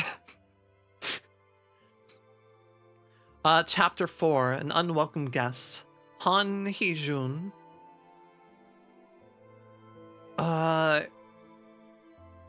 Gabe, what is the gender of Hee-jun? I believe that is a male. I think Understood. I know who that is. Gotcha. Let me real quick fact check so I'm not wrong. It's okay, we can be fact-checked in the moment. In the moment. I think I know who this is. Fuck, I keep fucking biting the inside of my gums. Happens, he, him, initially ungendered. Okay, I will take this up then. How do I look with he, they pronouns in my bio? Greetings, Dr. Moses. It's been a while. An unwelcome guest visited me. An associate fixer in Section 2 of the 7 Southern Branch, and my former assistant, Hee-jun. Their eyes are just as arrogant as I remember. Must feel good to be playing in the big leagues way above me, doesn't it? Oh no, not at all. Sorry. Hello, Hee-jun-senpai. That's why you tactless dork. I hope you realize how much they're looking down on us by now. What are you doing here, heading north all the way up here from the south part of the city? It must be a complete mess down there with L-Corp collapsing. You're sharp as always, Doctor. I'm actually here because of that. What? Look, I'm just too old to get myself involved with the wings. The distortion. You can still see it, right? I would have closed this office otherwise. I wonder how I appeared to you then. Snobby prick, always asking questions I'm not comfortable with. Well, your mouth is sewn up, it seems. Perhaps because it's actually going to be zipped up soon enough. I actually can't see their face at all, other than their 2 eyes floating in the air. You haven't changed at all. Don't you need some funds? Do I look like I'm in a financial crisis? Then why else would you be doing work at Celia as the Distortion detective? I see it's because you still can't forget about what you did back then. You still regret that, don't you? That's enough. Shut up, Heejun-sanbei. Ezra grabbed Han Hee-jun by the collar. The uncanny smile in their eyes still wouldn't go away. Let them speak on. Oh, wait, let them speak on? Wait, Yeah, that. Ezra and I were the only ones to survive your... Huh. I'm saying that's Heejun. I think that's Hee-jun, yeah. Yeah. Ezra and I were the only ones who survived your rampage that day. You were essentially responsible for our lives, Doctor. Right, cause right. Mhm. What do you want me to do? Bite my tongue and die? I can't have you die on us so easily. No. You still owe us so much debt. Get to the point. Why did you come all the way here from the south? I want you to head down there for a while. The southern branch is dealing with troubling incidents that are suspected to be the case of the Distortion. We need your ability, Doctor. And please stop with your shabby attempts to solve your cases. What we want is the Distortions manifesting in its whole. Don't try to restore them. Just leave them be until they fully distort. What? Is the 7 into human experiments now? I suppose you could put it that way. I reserved 2 warp tickets departing from N-Corp's nest in 2 months. So take the train and visit our associate office once that time comes. Is it a request directly assigned from the 7 Association? Yes. It's an Urban Nightmare class. You're free to deny it, of course. You don't care too much about belonging to associations, after all. But you might be able to meet a certain person at the end of this request. Leave the tickets here and sawed off. I look forward to seeing you, Doctor. Hee-jun left, once again smirking with their eyes. Ezra, throw some salt out the door or something. We don't have any salt in the office, though. Should I go buy some? You know what? I gotta go buy some. I knew this day would come. The office feels like a devastated war zone after that snob swept by. I keep smoking until the evening, fighting the memories of my past. Ezra, bring me a map of the city. Yes, Chief. But we don't have an officially printed map here. One sec, please. I'll try drawing one up. She's passionate in weird areas, and that's what makes her fit to be my assistant. Here, it's done. I made it using Picture Store. You call this a map? Well, it works. Wait, this is where it comes from? You love her dog shit map! I thought this was just something one of the employees drew up in Photoshop or something. No, Ezra drew this. That is amazing. Her MS Paint ass drawing. Amazing. That is fantastic. Would this be the first time that we actually get a visual of the map in Project Moon, or like I don't think so. I don't think a visual of the map comes up in Library of Ruina at all, right? I don't. No, not until like Limbus do we Yeah, get a map of the so city. this is the first time that a visual of the map shows up in this series at all. Yeah. That is hilarious. Amazing. That is fantastic. It's great. I love that Moses is basically just like, look, Ezra has brainworms, and that's the exact kind of thing I need. She has weirdo ADHD autism. That's why she's hired. She has weirdo ADHD autism. That creature is a creature, and it's the exact kind of creature that I need. Racer, I really am gonna uninstall your fucking ass if you freeze on me one more goddamn time. Actually, what am I even saying? That's an idle threat. I'm doing it after this goddamn stream, because it's the only reason my model's been freezing lately is because my camera's been freezing. We live in District 14, which belongs to N-Corp's nest.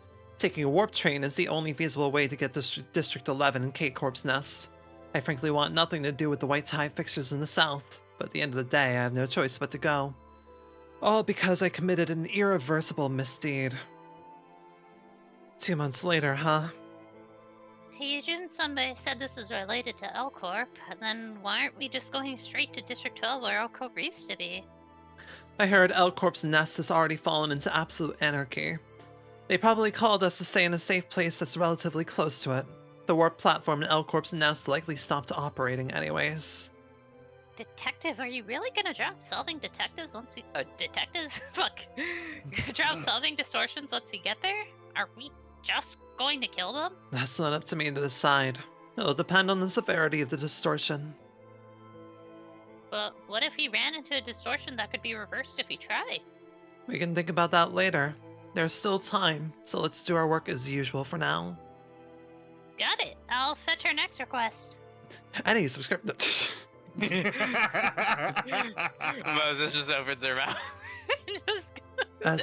Ezra, did you know that any support directly? God. No, I didn't. How do you feel about gacha games, Ezra? I've never played them, but I could try. You're gonna be trying soon enough. Chapter 5, Okay. Mock Exam. It's been a week since Han Hee-jun stirred up a storm in my head. There's no point in being ambivalent about going there. I know that I have no other option. What am I agonizing for, then? Detective, this request is about a high school. Ezra spoke in a cheery tone as usual. The school, was it requested by its faculty or the principal? No. This student here is our client. You want me? Yeah, sure. Just because it's a little fucking girl. And you're already in the headspace, the voice range for it. Hello, my name is Meryl. But that is also pretty close to Beryl. You know, the angel of Ruina. We already had our Captain America Distortion Detective name drop at the beginning, okay? I am the Distortion Detective. That was different. She was doing that was inner monologue, okay? That was different from Beryl just looking at people and being like, you know, I didn't know who I was either, but This now I really know. was That part was internal dialogue. I will say as well too with Meryl. Understood. It's so funny. It is That's very just funny. And I've read like what other people think about that mod, and that is usually the number one thing where it's like, why did why did they have to end it like that? I just see it as funny. It is funny. It is funny. This really was a library of Ruina. The girl shyly standing behind Ezra introduced herself. One of her legs is composed of numbers. What's your school? I'm not sure if a student from the back streets even has enough money to make a request to our office. Detective, actually, she's a client. I mean, a student from a private high school inside N-Corp's nest. A student from a private school in the nest. The allowance these kids regularly get from their parents should be more than enough to pay us. I'm willing to play with those rich kids in their little detective games as long as the request fee is paid. So, what problem does our young client want us to solve? Actually, something strange is happening in our school. An important exam is ahead of us, and everyone's on edge preparing for college admissions. High school students in the nest should aim for universities in the nest as a matter of course. The college scholastic ability test, held in most nests every year. This one exam determines a myriad of things. Getting low scores and going to a college in the backstreets won't do you any good. Entering any college in the nest is pretty much the baseline requirement for joining a wing. If you're in the nest, okay, so being born into a nest does not automatically let you be grandfathered into the nest. No. Well, if you're dog shit at everything, of course you're not gonna fucking stay in the damn nest. Yeah. If you don't work for it, you're not gonna stay there. So the strange events happening in the school must be disturbing your studies, and you want us to resolve it, right? It's not just about my grades. My friends got weird.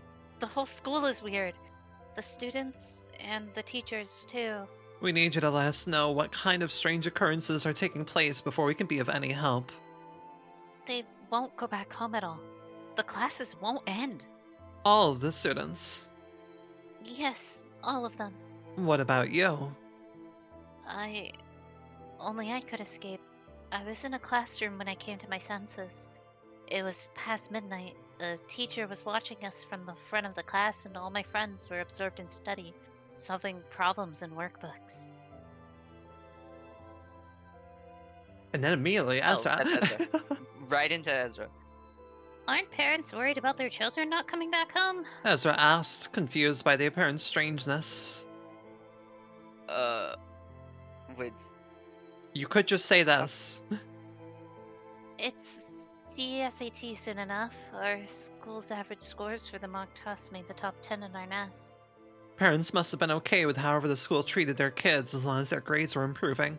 Also, they're just gonna end up as missing now. This is just, okay, your kids are gonna end up looking like missing now. That's gonna be the distortion here. They just end up looking like missing now. Hey, congrats! You got you got something that'll infinitely clone items now. Amazing. The parents must have been okay with however the school treated their kids as long as their grades were improving.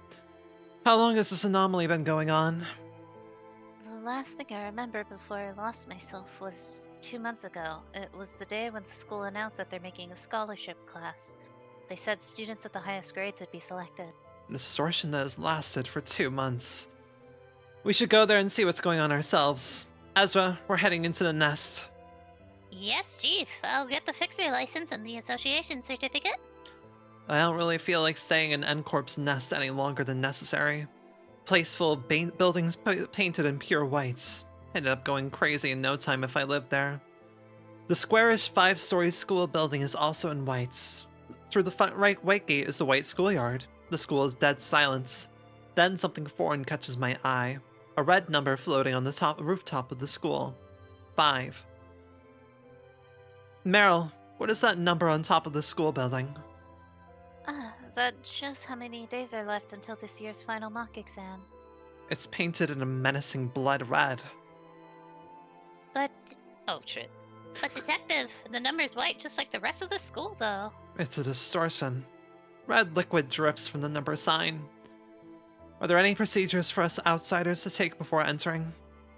There are, but I don't think anyone cares right now. When we enter the school building, a noise can be heard. The noise grows louder and more frequent. It hurts my head.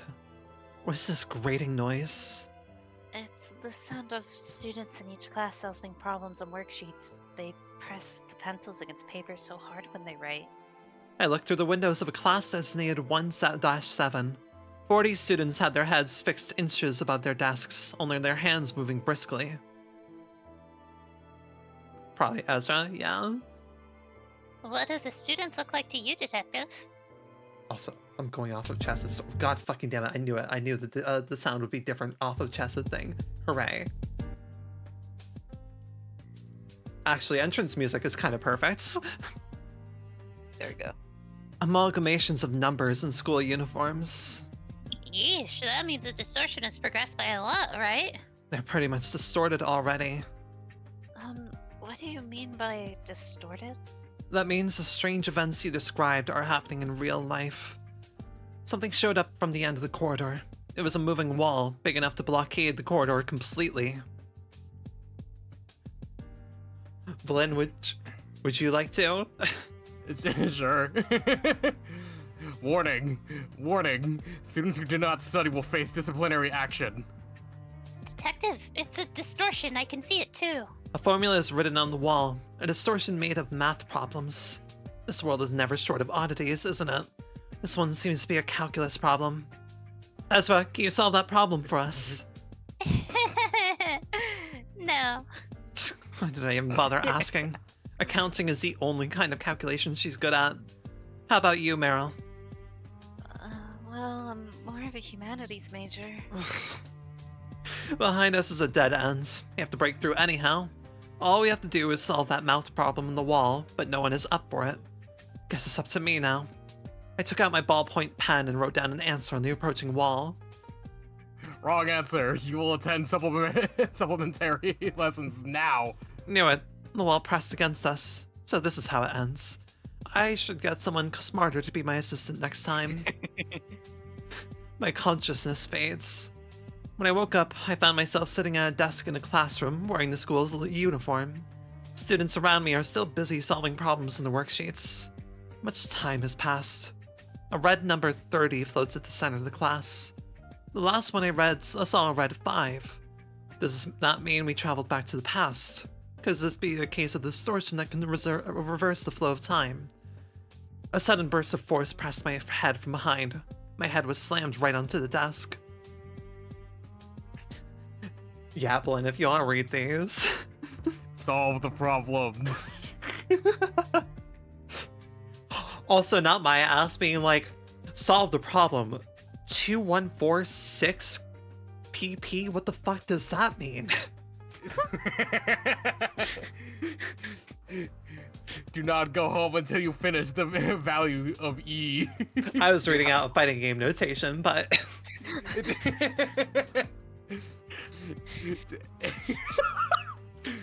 Resolve the problem. What is this? It's a fighting game notation. Solve it. How is this related to math? Charge 4 into the 12 AD now. What the fuck does that mean?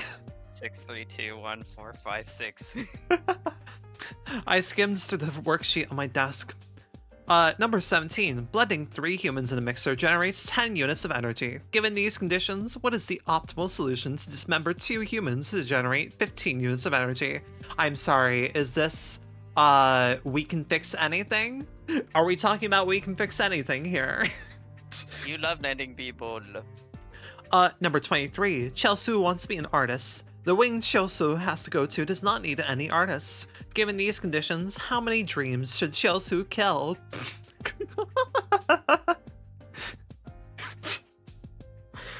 These math problems frustrate me because I could use... Oh my god. Props to the translation team for writing these the exact way they would show. God damn it. Number 45. There is a cube composed of minuscule humans. The cube factory must meet a certain quota each day. An eyeball can be squeezed through a hexagon. When O is the outer center of the left eye, how many right eyes are needed to make a cube with side lengths that are 4 meters long? What? The fuck? Doesn't mean anything. I know, but also... I should say though. I know that's not what it's going for. I know, but it's... Go ahead. It just reminded me of the child tool of just like kids learning shapes and shit, but it's just the meme of someone shoving the square peg through a circle hole. That's The square right, he goes in the square hole. No. And then there's like the new version of it, right? Like there was a sequel version to it where the guy like appears and it's it like, finally puts it in the circle hole. and she's just on her knees sobbing. She's like so happy, like smiling through tears. I love the sequel video. It's truly It is very magical. good. A distorted school giving out distorted problems. They must constantly print out meaningless problems that will be solved without any significance. Detective, I have no idea what any of these problems say. Ezra's seat was right next to mine. She's looking at me, her face on the verge of tears. I barely lift my head and look at the number again. 17. So that was in minutes, not days. Let's wait until the exam starts. Just write down random things on the worksheet for now. Got it. A voice could be heard again. You have 10 minutes until the mock exam starts, and you must strive to solve as many problems as possible. And this is all for the sake of your future. The problems you solve now will be your weapons later in life. The number reached 0, and the classic Danganronpa ding dong thing. That's exactly what I thought. Yeah, we're so fucking cooked. Blinn, this is you? Yeah, commencing the mock exam. With that announcement, the school crumbled. All that remains were the students on a white plane. Then a tall staircase rose from the middle of the field. A trophy was placed on top of it. The exam has begun. Detective! Detective! Is this a distortion too? I can't believe this. It seems it's time to update my information on the distortion phenomenon. Keep it together, Detective. We gotta run for now. It appears that a massive world of its own can be created when the interests and desires of a large group of people coincide. This is my first time seeing distortion occur at this scale. Mass distortion. This entire school is distorted. No, it's not the school building itself. Every student in it is distorted. All the students run toward the staircase, trying to climb up it. Some try to nail down the students ahead of them, while others push away the students behind them. The numbers add and subtract each other. They multiply and divide by each other. Decimal points pour out of their bodies. This is a war zone for a very vicious battle. A war where everyone recognizes each other as numbers. No other words are needed. In this scene of numerical violence, they must add to themselves and divide others. The problems they've solved so far become weapons to kill each other. When a student assaults another with numbers, the numbers on the victim's head fall off.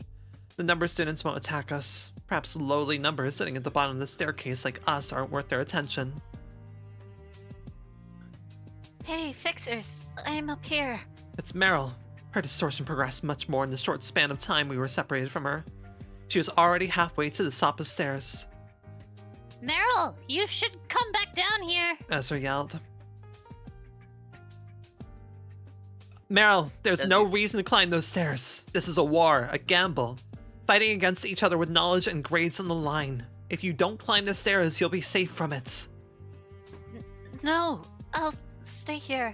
We all agreed on this to decide who gets to advance as a scholarship class. Meryl replied, killing other students. You're taking part in this massacre.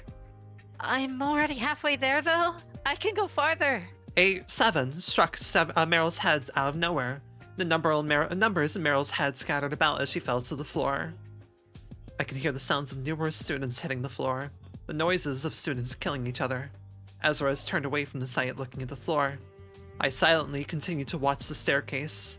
A student with a giant number for a head reached the top of the stairs at last. Blint? Yep, sorry. The exam is over. Knowledge and grades will be redistributed to students based on how high they're on the staircase. The top 20% will be designated as a scholarship class and receive the honor of representing our school. So if you think about it, exams really are just a battle royale. And the person seeking getting the highest scholarship is just winning the chicken dinner.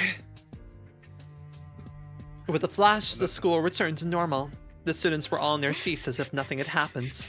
You can't just keep going. You Yeah. can't just keep going like you did just say that. You can't just keep going like you did just say that. Yeah, pump the fucking brakes right now. Stop everything. Can you repeat your damn statement? Am I wrong? Red, I want you to know, the second you started continue reading, I just fucking had this play in my mind. I was like, no, let's go back a moment. Fucking blend that gift of pizza sent you is exactly how I feel right now. I can't believe you. Yes. Me when I'm like in fucking middle school and trying to like convince the kids to fucking pay attention and study for their finals. Yeah, middle school was a time for me. God. Hi, look, I have the ability to say some whack shit and move on as if nothing happened. And then we will drag you back and to explain yourself. I'm just like, what? What happened? Don't The smile so fucking part of the bit is completely no. dropping the bet. What's up? Yeah. You might lagged out a just- bit. Sorts. My voice lagged out? Yo, That's weird. you made it. You're fine. Okay, yippee, hooray! Part of the bit that makes bits worthwhile for me is committing to dropping the bit once the bit is the impact. Yeah. I walk away from the explosion. I do not look back. You like pick up the microphone, you say insane shit, and then you put it back down and just leave. Yeah, I just casually walk off the stage. The students were all in their seats as if nothing had happened. I can see Meryl among them. Meryl, are you alright? Ezra ran toward Meryl to check on her. Oh. Meryl gave us a blank stare, muttering meaningless words. She's had everything taken from her. This is absurd. It was a consequence of Meryl's own choice. There's no need for you to feel guilty about it. But Let's just head back. we couldn't solve this distortion. We can't expect to solve every problem in the world. I took out my pipe from its inner coat pocket. Why are distorted people also irrational? They're all too extreme. They distort because their minds are driven into a corner. That impatient leads to leaps in their logic. 40% of the school's graduates are said to be living in seclusion, having failed to enter any college. However, the scholarship class demonstrated an unprecedented amount of successful admissions to prestigious universities, bringing the school fame and many more inquiries for entrance. The students who have successfully climbed up the stairs killing each other will grow into the feathers of the wings. Fluttering those wings, the city soars. Any subscriptions or financial support. Any subscription. Ezra, it's important to know. Wow, really? I didn't know that. Chapter 6, Smoking Pipe. A loud crimson red breath. We have 1 month until we leave for District 11. I've accepted taking Han Hee-jun's offer to be an effective truth at this point. I imagine it'll be a long trip. We might never come back, even. Sorry, I'm receiving messages. All good? We're shopping at the Workshop Boulevard today. That also means you get to eat outside, right? We're not going there for leisure. I know. Our purpose of visit is to request the workshops for the equipment and gadgets we need in our office. Ezra spoke with excitement. This could be our very last chance to shop. I know that too. We gotta leave in a month. You can stay here if you want to. I just can't let you eat all the treats down there by yourself, you know. The workshops in the boulevard treat various necessaries and supplies as well as equipment for fixers. Therefore, it's important to pick the right workshops according to your needs. Of course, workshops try to advertise themselves as well. Some become known through word of mouth. Despite how complicated it can be to navigate the products at a workshop, I don't expend any effort toward looking for adequate workshop goods myself. My assistant Ezra here is a maniac for workshop products. She seems to have a peculiar tendency to prefer more expensive workshops, but she does a lot of research on various gears and gadgets, and the ones she purchases end up being quite reliable. She's pretty much stuffed her personal collection of gadgets in the dimensional bag by now.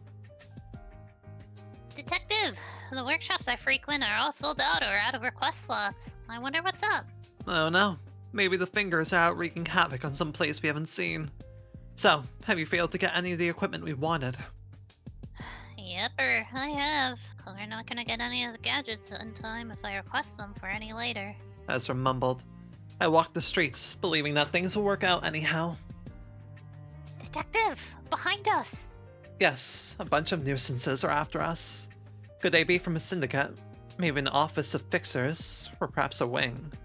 Whichever they may belong to, they're all essentially the same. They want to extract information from me. Well, to have a friendly chat with the fellows following us into the streets like this, we need to go deeper into the alleys. We slowly walk through the complex alleyways, intertwined like a maze. Steel doors are lined up in the walls, guarding residences that don't appear to be well maintained. The time is noon. The noise of pedestrians fades away, while the footsteps of our pursuers become louder. We've arrived at the dead ends, an empty lot. This is our favorite spot for conversations. An obscure corner in the streets with no witnesses. And even if a witness were to exist, they wouldn't be able to go anywhere from here. Now, what could you be wondering about, friends? So much as to follow us all the way out here? I took out my pipe from its inner coat pocket and held it between my lips. That's a lot of people. Seeing around 30 of them. They're all wearing green suits. The distortion doesn't seem too bad. All of them are holding weapons like bats and knives. One in the green fedora walks up to us and starts speaking. Are you Moses from the fixer from Cookie Street? Yes, I am. I answered with a smile. We'd like to purchase that long-smoking pipe you're carrying. This was unexpected. Someone already has intel in my pipe. For how much? Ezra asks with sparkling passion in her eyes. 100 million on. Nay, this thing's worth at least 500 million. There's no way we're negotiating for a price that low. Right, Detective? Ezra said in a rather disappointed tone. Not even 500 million on could buy it. This is essentially part of me, you see. I never fathomed the idea of selling it to anyone. Who told you about this pipe, by the way? That's unfortunate. We're looking forward to a graceful deal. A trade. The one in the fedora walked back and blended into the group. Ezra, can you handle them all on your own? Yes, Chief. Ezra yelled as she put her dimensional bag on the grounds. Street combat loadout. In response to Ezra's command, the Nestor hammer flew into her hand as she got equipped with Alice Workshop gloves. The group of 30 people started charging at us all at once. Ezra blocks off the cramped passage to the empty lot by herself as she takes on the gang one by one. Alice's workshop gloves can accelerate the movement of her hands by 5 times the velocity.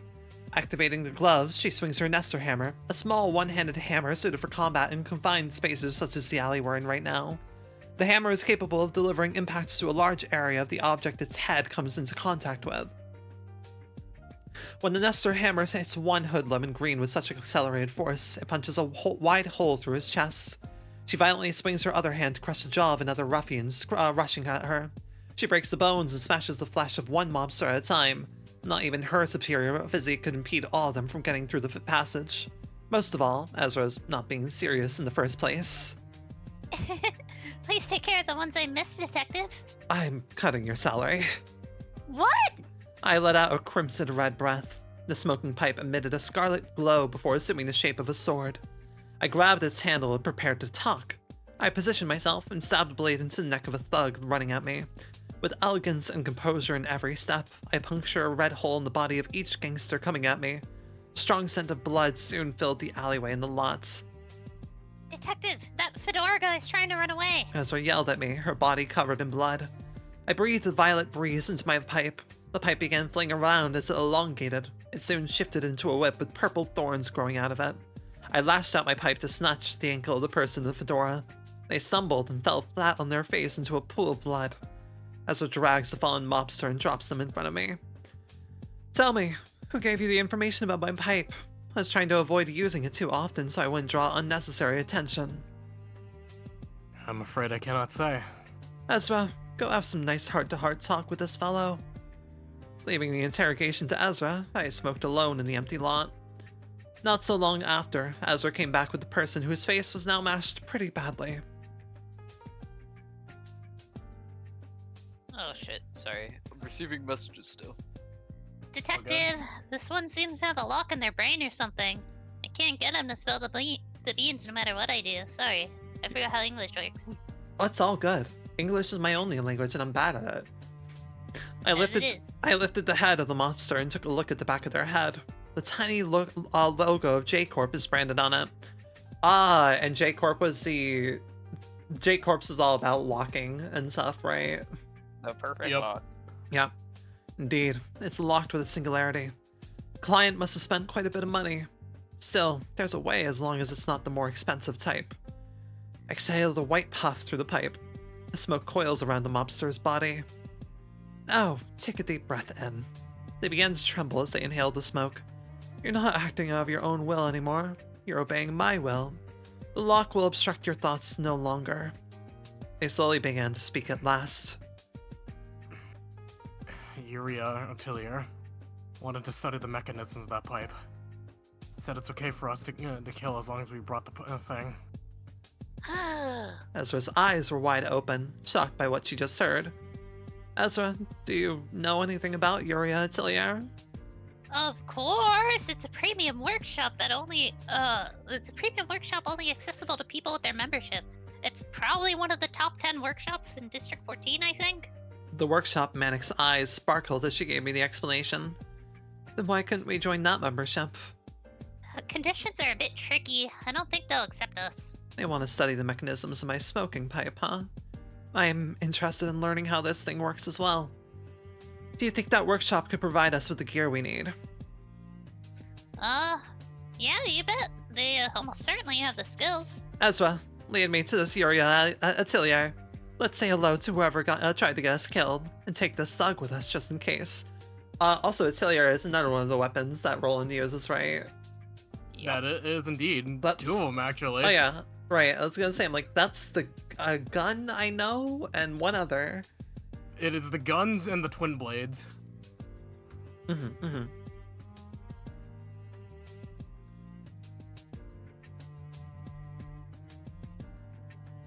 Report, Moses and Ezra. Neat. Hell yeah, woman. Isn't she beautiful? Yeah, that's a good fucking fit. Especially, I really love the coat. Something that Project Moon does really well is their artist does such a great job with the way that they make shine in their clothing and everything, right? Like reflective pieces of clothing and everything are really cool. The trims are always really neat. I love her. Oh yeah. Age 49. Let's go! Grade 5 fixer, height about 5'1" in feet. Hobbies: closing her eyes and indulging in deep thought, cleaning her smoking pipe. Specialties: concentration, quick wits. Birthday November 30th.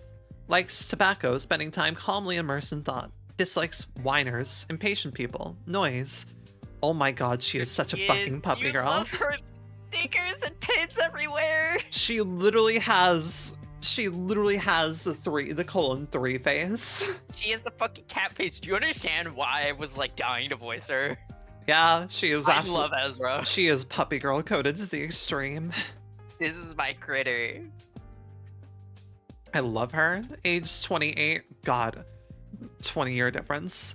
Grade 3 fixer. Yeah, I was gonna say, she definitely feels like she's up there. 6'2" in feet. Hot. Collecting workshop weapons, snacking on cookies while the detective isn't looking. Specialties: request fee negotiations, hectic brawling. Birthday January 27. Likes expensive and powerful weapons, sweets such as sugary coffee and cake.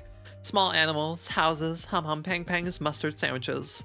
Dislikes waiting for Moses to finish thinking. It's understandable. Flowers: she's allergic to them. Interesting. Get your little profile interview like overview. That's so weird. Yeah, I mean, it also fits for a novel style thing of this. Yeah. Chapter 7, Yuria Atelier. Ezra leads the way, carrying the fedora mobster on her shoulder. She seems excited to visit the esteemed workshop she's never gone to enter before. The mobster with the smashed face tries to negotiate with us. Blinn? It's alright. No, No, got a message from You're someone. fine. You're fine. Hey, don't take me to Uria, please. You're just gonna use me as her test subject. I'm sure of it. Should we really care for the well-being of a crook who tried to kill us? Yeah, just kill me now. I'd rather die here than be brought back to that sick bastard. All the more reason to take you to her, then, I answered, smoking from my pipe. Whoa! I used to just take a peek at this place when I walked by, and now we finally get to see what's inside. Is this the place? Seems pretty small for a renowned workshop. A square building about 3 meters tall stood by itself at the center of the street. The small letters written on the workshop's door read Yuria Atelier.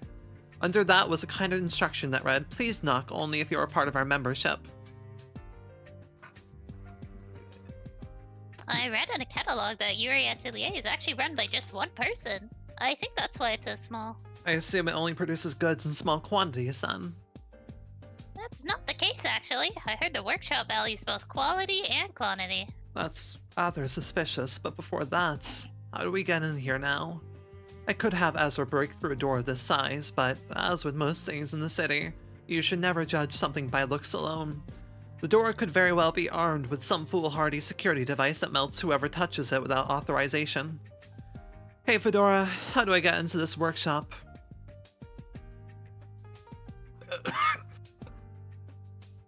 Our syndicate took on the job so we No, can get it. This line here, Blinn. Yeah, you gotta have the membership. It's all good. Text on white background, it can blur together. I'm like, I wonder if I can put this to dark mode would be nice. Well, It also doesn't help that I'm getting messages still, so it's like I tad back in and All lost my good. placement. we can take a short break if you guys would like. I'm chilling. I need to move my laundry over anyway, so I don't mind taking a short break. Yeah. I mean, yeah, I'm gonna take a short break. Besides, I can grab some quick food. And we're at about 2 hours anyways. Yeah, Yeah, I'll be nice. right back in about once ads are done. Quick break. You don't have to. You don't have to. I'm chilling. Big Hi, chitty. chat. I hope you like Ezra and Moses. They're the best. I'm having a lot of fun with this. It's a good time. You'll have a character to voice later. I'm trying to remember the characters in this. Oh. We're probably gonna hold you hostage to voice Vespa. Isaiah. He's funny. That's a taboo hunter, right? Excellent. He's Also, great. I had I like him. I also had to contain my laughter every time N-Corp was mentioned in the previous chapter. Dire. It's fine. Corp's a normal corporation. Totally. Totally not war crime time. Just like every corporation is a normal corporation, and nothing nefarious is happening ever. It don't go in the basement. Don't go in the basement. Don't go in the basement. Never go in the basement. God, I really want to run like a like a Project Moon tabletop, like that the one that you sent me a while ago. But Ooh! If you ever trying do. to just trying to figure out like a good placement for it, because if I do it during Limbus, and shit's gonna be a nightmare trying to figure out like this is like trying to balance it's like Limbus company's activities with the group's activity. Fine. And in the event of them ever running into Limbus company. It's fine. Don't worry about it. You'll get run over. Vroom, vroom. But I am the sword of God. It's not even what I was thinking of too, was the funny part. I was thinking of the April Fool's bit with God! in Virgil's body. That event is so fucking nightmarish. Dante literally has like the worst fucking experience of their life and then snaps awake and is like, actually, I'm so glad that my sinners are normal, fine, and I never want this to happen again. He got so freaked out with Ryoshu and in Hanlu and Ryoshu's body. They were so fucking freaked out by everything. I think it literally about everything they say during that fucking event, just the fucking I'm in hell. Yeah, this is hell. This is hell. I should go see if someone drew Dante in the Shinji chair pose. I did. I've drawn this. I've literally drawn this. Have you? Yes. When I first got into Limbus Company and I beat Kanto 1, there's like a bit where like Dante is like sitting in their chair with like the fucking head in their hands, like miserable, like oh my god. Oh yeah, right, in Kanto 1. Whatever. And then I drew Dante in the Shinji chair pose because it's like all that reminded me of.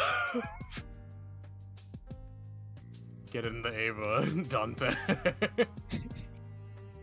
Otherwise, we'll make someone else pilot it. Fuck. They're funny. I love Dante. Trying to think like who would be the best like candidate for Ray amongst the sinners. I don't know. That's scary. I don't want to think about this. Don't do that to them. They're already having a horrible time.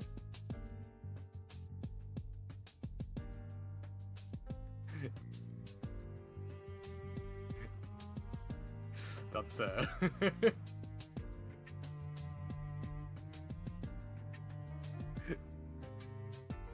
Dante. Dante. Oh, yeah, right.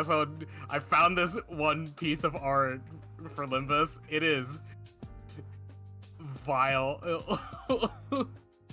Not vile, but it is just a lot. I'm scared.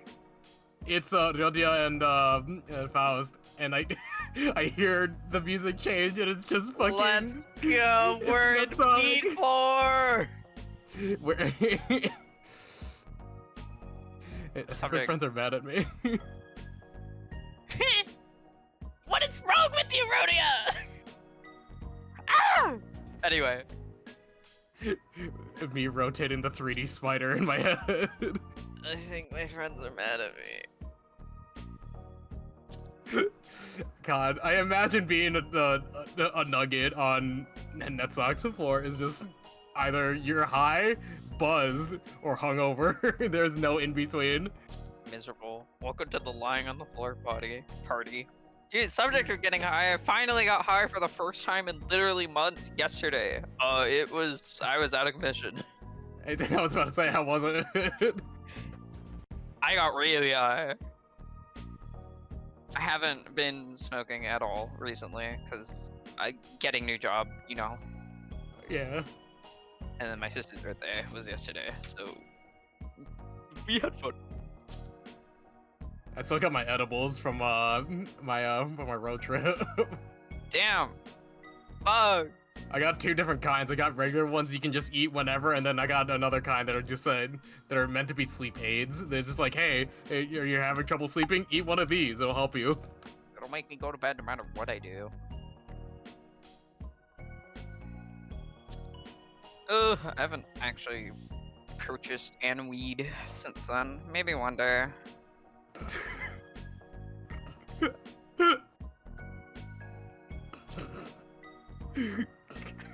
What up? Going through my Tumblr, and I just stumbled on a post again that since we were on the topic of Carmen earlier.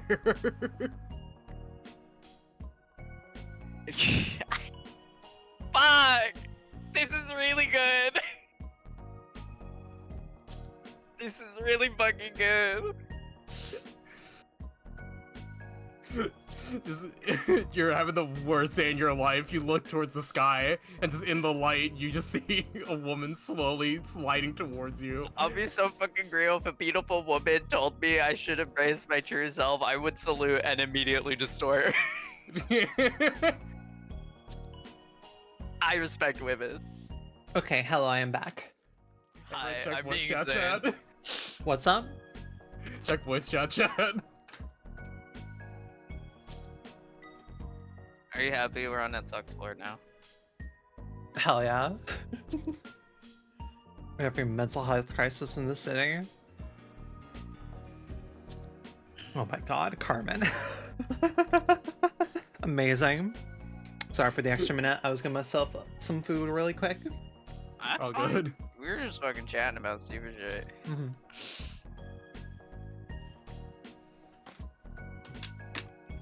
God, I cannot get over a whole fucking school distorting. And for totally understandable circumstances, honestly. Welcome to my fucking Monster of the Week, like, spin-off of Project Moon stuff. Don't you? Isn't Distortion Detective good? Your Saturday morning cartoon. I'm, like, so happy we're here. Yeah, no, I could definitely like that chapter. I feel clicked things in well with the pace. You get to see my fucking fail guy eventually. I think he's really funny. Like, the funny thing is I can kind of perfectly imagine this to the pace of like Kodaka's average game of like Danganronpa and such. I can imagine it to the pace of that, of how This they shit could. could easily be like a fucking like visual novel. Yeah, I can easily imagine how they would structure this. Yeah. Don't make Kodaka do it, obviously. I think I'll die. But God, my fucking word association ass brain. what? I'm just thinking of the fucking VR thing again of Danganronpa. God, what a weird fucking tech demo, dude. I'm sorry, they made a what? Do you not know about Danganronpa VR? I'm pulling it up. I gotta find the clip. Okay, Danganronpa VR is a like little VR demo they did. It's only the first like investigation. It's so chaotic. Of Danganronpa 1? Yeah, Okay, Rin, this is gonna be loud initially, so fair warning. it's like a tech demo kind of proof of concept sort of thing. It's not anything like Interesting. for real. Gotcha. I'll watch that later. Yeah, probably not midstream. Yeah, 'cause I probably it's only so have- like chaotic and strange and funny though. It's why I'm laughing very hard at it. You'll understand later. Gotcha. Alright, I'll start right from here. Hey Fedora, how do I get into this workshop? You gotta have the membership. Well, do you have it? Our syndicate took on the job so we can get it. Hmm. So, how did you meet Yuria then? Wait, how Wait, no, that's how did you meet Yuria? Look, the way they format it sometimes, how did you meet Yuria then? Detective, actually, Yuria Atelier chooses its own clients. The workshop sends membership invitations to potential patrons, but we haven't gotten anything yet. What kind of stupid criteria makes this fedora wearing moron eligible and not us? So man. Fedora, go open that door. What? No way! Hey, who knows what kind of security system it might have? How about this then? If you do as I say, I won't hand you over to Yuria. Promise? Sure. Fedora walks over to the door. They broke into a cold sweat, hesitating to touch the door, before finally reaching out to the door handle. Nothing happens yet. They turn the handle and slowly pull it. The door opens, revealing a staircase leading underground. It seems to go pretty deep down. I knew the workshop couldn't be this small. Wow, a detective. I guess the real workshop is down there. Am I free now? Take the lead. Damn it. We walk downstairs. Tremors can be felt coming from below. My instincts tell me that this is no ordinary quiver. Something is approaching us quickly. Detective, what's that? Actually, what is that? A boar? A bear? A giant creature is running towards us. Oh, it's a teddy bear. So cute. Ezra gleefully spoke with a twinkle in her eyes. What's it about to do to us doesn't seem very cute. A giant teddy bear charges on us on all fours. Is that a part of this workshop security system? Curious. Or perhaps it's... Ezra, stop that thing. Yes. The teddy bear swung its paw at the fedora mobster in front of us, removing the upper half of their body one clean swipe. Spicy fist mode. Ezra equips Namir workshop gauntlets on both hands. The impact of Ezra clashing with the teddy bear sent a shockwave through the basement. Her body is augmented through an expensive and unusual procedure. I must say that teddy bear is impressive in its own right for enduring her sheer strength. Ah. With a shout, Ezra pushed the bear away and activated her gauntlets. G-Corp's singularity is applied to Namir's workshop's gauntlets. When the weight of the sphere embedded in the center of the gauntlets can be freely controlled. Ezra raised the weight of her gauntlets and punching the rushing teddy bear in the head.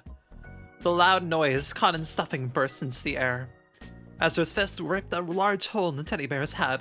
She continued to pummel the bear with both her hands, punching even more holes in the teddy bear's body. Cotton stuffing exits the bear and fills the air with each hit, until the bear was torn beyond recognition. I did a good job, right? Ezra spoke triumphantly. You did indeed. The fact that the teddy bear had nothing but cotton inside of it still bothered me. Going farther down, we arrived at a large corridor, and what awaited there caught us by surprise. This place is a real piece of work. No wonder we couldn't be invited to that membership. Sorry. You're fine. I got lost in the white of the page. Yeah, I wasn't expecting this much. How can I shift the page to dark mode on Firefox? You download an extension called Dark Reader, which is what I have, and I use it everywhere. It's really nice. Yeah, I might grab Dark Reader really quick for all of our benefits. Dark Reader for Firefox. Add to Firefox. Add. There we go. And it's just a little toggle extension that you have. You can blacklist it for certain sites if it like fucks up how it looks. Yeah, I wouldn't want it for every site. Yo, obviously. Okay, eyes take a bit of adjustment, but now it's fine. Everything is fine. Video pause. like Continue to watching? No, continue. Don't do this again, YouTube. This whole workshop is a distortion. Teddy bears of various sizes are moving diligently. This place is like an automated factory. Whoever is running this factory should be avoiding us if they know anything about the work we do. They're using the distortion to operate their workshop, so they obviously wouldn't want it to be solved. They're still cute, though. For you, maybe. At least you have the strength to fend off those teddy bears if they tried to kill you. Walking past the industriously working teddy bears, we reach the end of the corridor. A big workbench is placed there. Other than its enormous size and the use of too many vibrant colors, it appears to be a regular workbench. And someone is standing before it, as if she were waiting for us the whole time. Oh my gosh, Yuria! Ezra hopped up and down in excitement. She then took something out of her bag and approached Yuria with a loping stride. What is she trying to do? Oh, autograph this book here, please? Ezra pleaded, bowing her head. I've been collecting autographs of the workshop meisters in this book, you see. Yuria approached me, paying absolutely no attention to Ezra. Blynn, do you want to voice her? Yuria is a recurring character. Yeah, sure, I guess. It's Be aware. Yeah, I figured. You must be Moses, and I was eagerly waiting for you, and your pipe too. Yuria spoke in a youthful voice, a clear and bright voice. The gleam in her eyes was different from Ezra's. There's plenty of workshop equipment that can change form, but that pipe of yours is fundamentally different. I'm sure you're aware of it. It even modifies one's physical makeup without any surgeries or procedures. When did you get that pipe? How did you learn to use it? I've been looking for such an object for so long.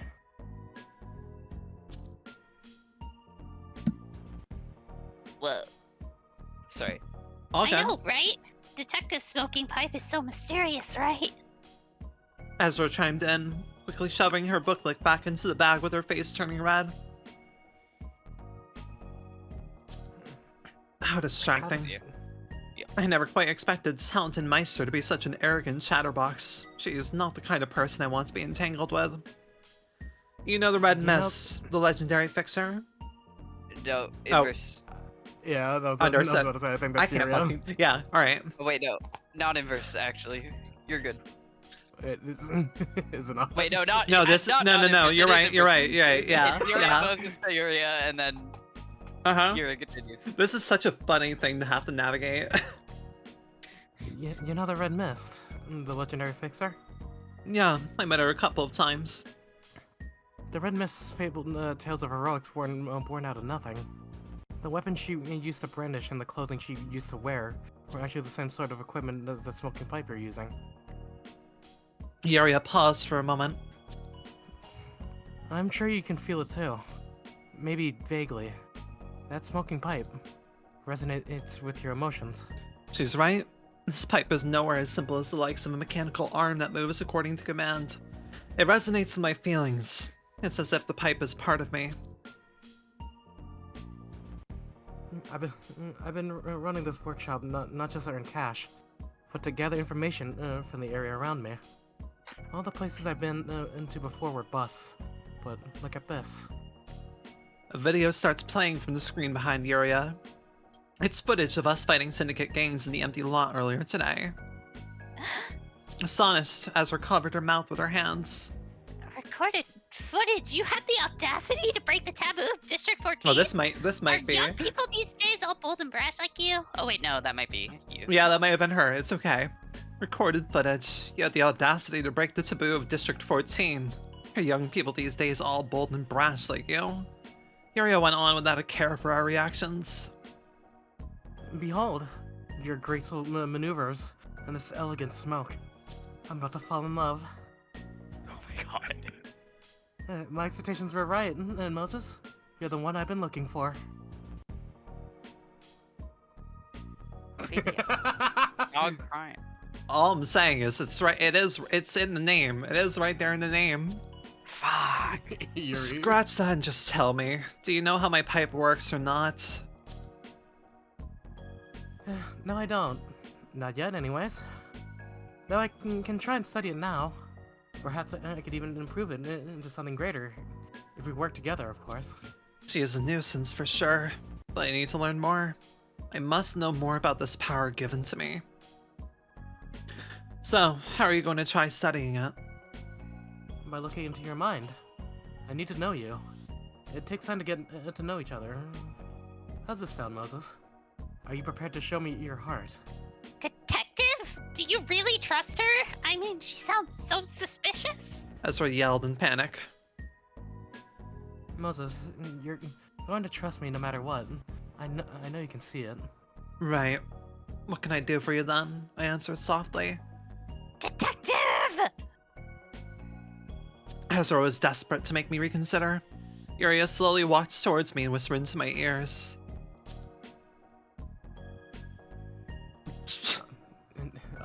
I'll be your assistant. And I want to watch you from up close. I'll make gear and equipment just for you. I want to be of help to you. Also, you can open up your heart to me. You can read that in so many ways. I put my hand on my forehead for a moment. She's such a little freak. This reminds me of some unpleasant memories of the past. I remember meeting someone just like her. I had no other option then, and I have no other option now. The lifeline that descends upon me when there's no way out. The rope I must hold on to. These are the only kind of opportunities that ever come to me.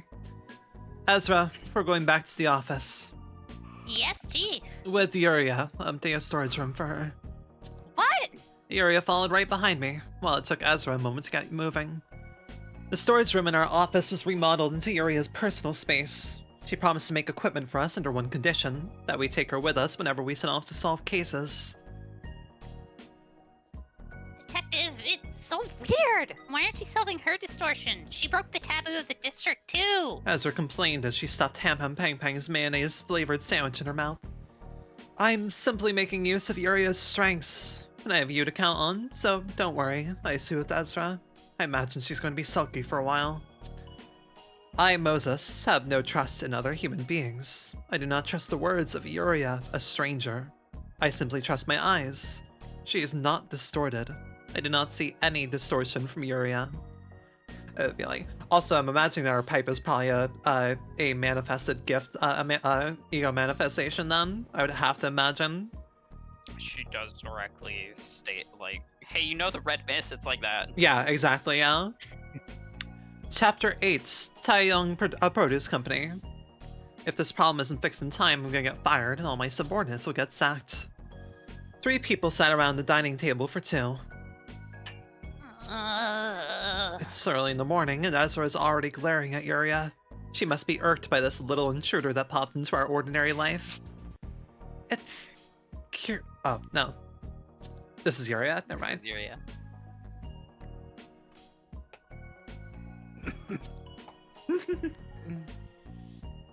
It's curious how you stare at me for 30 minutes straight, all the while having breakfast. Wouldn't you agree, Detective? Yuria spoke with a smile. This is... Oh, shit. All good. Yeah, this is Ezra. It's so hard. I have to, like, read ahead to know who Yeah. You small little thing. Like, I have the benefit where I'm the streamer and I'm doing only this. You two have other shit that you're doing, like, understandably so. So I'm like, I'm able to take in everything going on here. I mean, I'm Detective Moses, it looks like Ezra's mocking us for our height. That's not... Noises. My head is ringing. The rice is well cooked, and I'm losing my appetite thanks to the noisy ruckus these two are causing. This has been going on for a week. I'd hate to have to deal with this every morning for the rest of my life. Quiet! They yelped as I kicked them in the shin. Could you two keep it down while we're eating it? Well, could you keep it down while we're eating at the very least? Ezra and Yuria nodded. My appetite is finally restored into fresh serenity. I placed a quail egg boiled in soy sauce on warm rice and eat it. Fucking hell, that sounds fucking goddamn. Fuck, that sounds good. Oh my god, boiled in soy. Yeah, no, that would. Man, that would. Hungry. I just cooked myself up some leftover rice and like did some chicken and then like mixed up some mayo and sriracha. So that was a nice dinner. The food we bought from Mom's side dish stall, our grocery store that recently opened up near our office, turned out to taste good. I should visit them more often. After finishing the meal, I headed out to the terrace to smoke as per my daily routine. Ezra, do the dishes. Yes, Chief. Listening to the sound of Ezra washing the dishes, I puff out tobacco smoke and look below. Distorted creatures are heading to distorted workplaces as usual. The scenery of the street will forever be the same. Yuria, is the gear all finished? Sure thing. 11 pieces in total, right, Detective Moses? 11 pieces of equipment in just 1 week. That's quite impressive. Besides, the gear was commissioned by Ezra, not me. Likely, she must have asked for complex and elaborate gadgets to spite her. Their quality is yet to be demonstrated, but the production speed is certainly on the level of a Meister. Ezra, is that the correct amount? Ezra stops cleaning the dishes for a moment and nods while staring at the plate she's holding. seems like the two won't even properly talk to each other anytime soon. If you keep refusing to cooperate with each other, I'm cutting your salaries, you two. Ugh.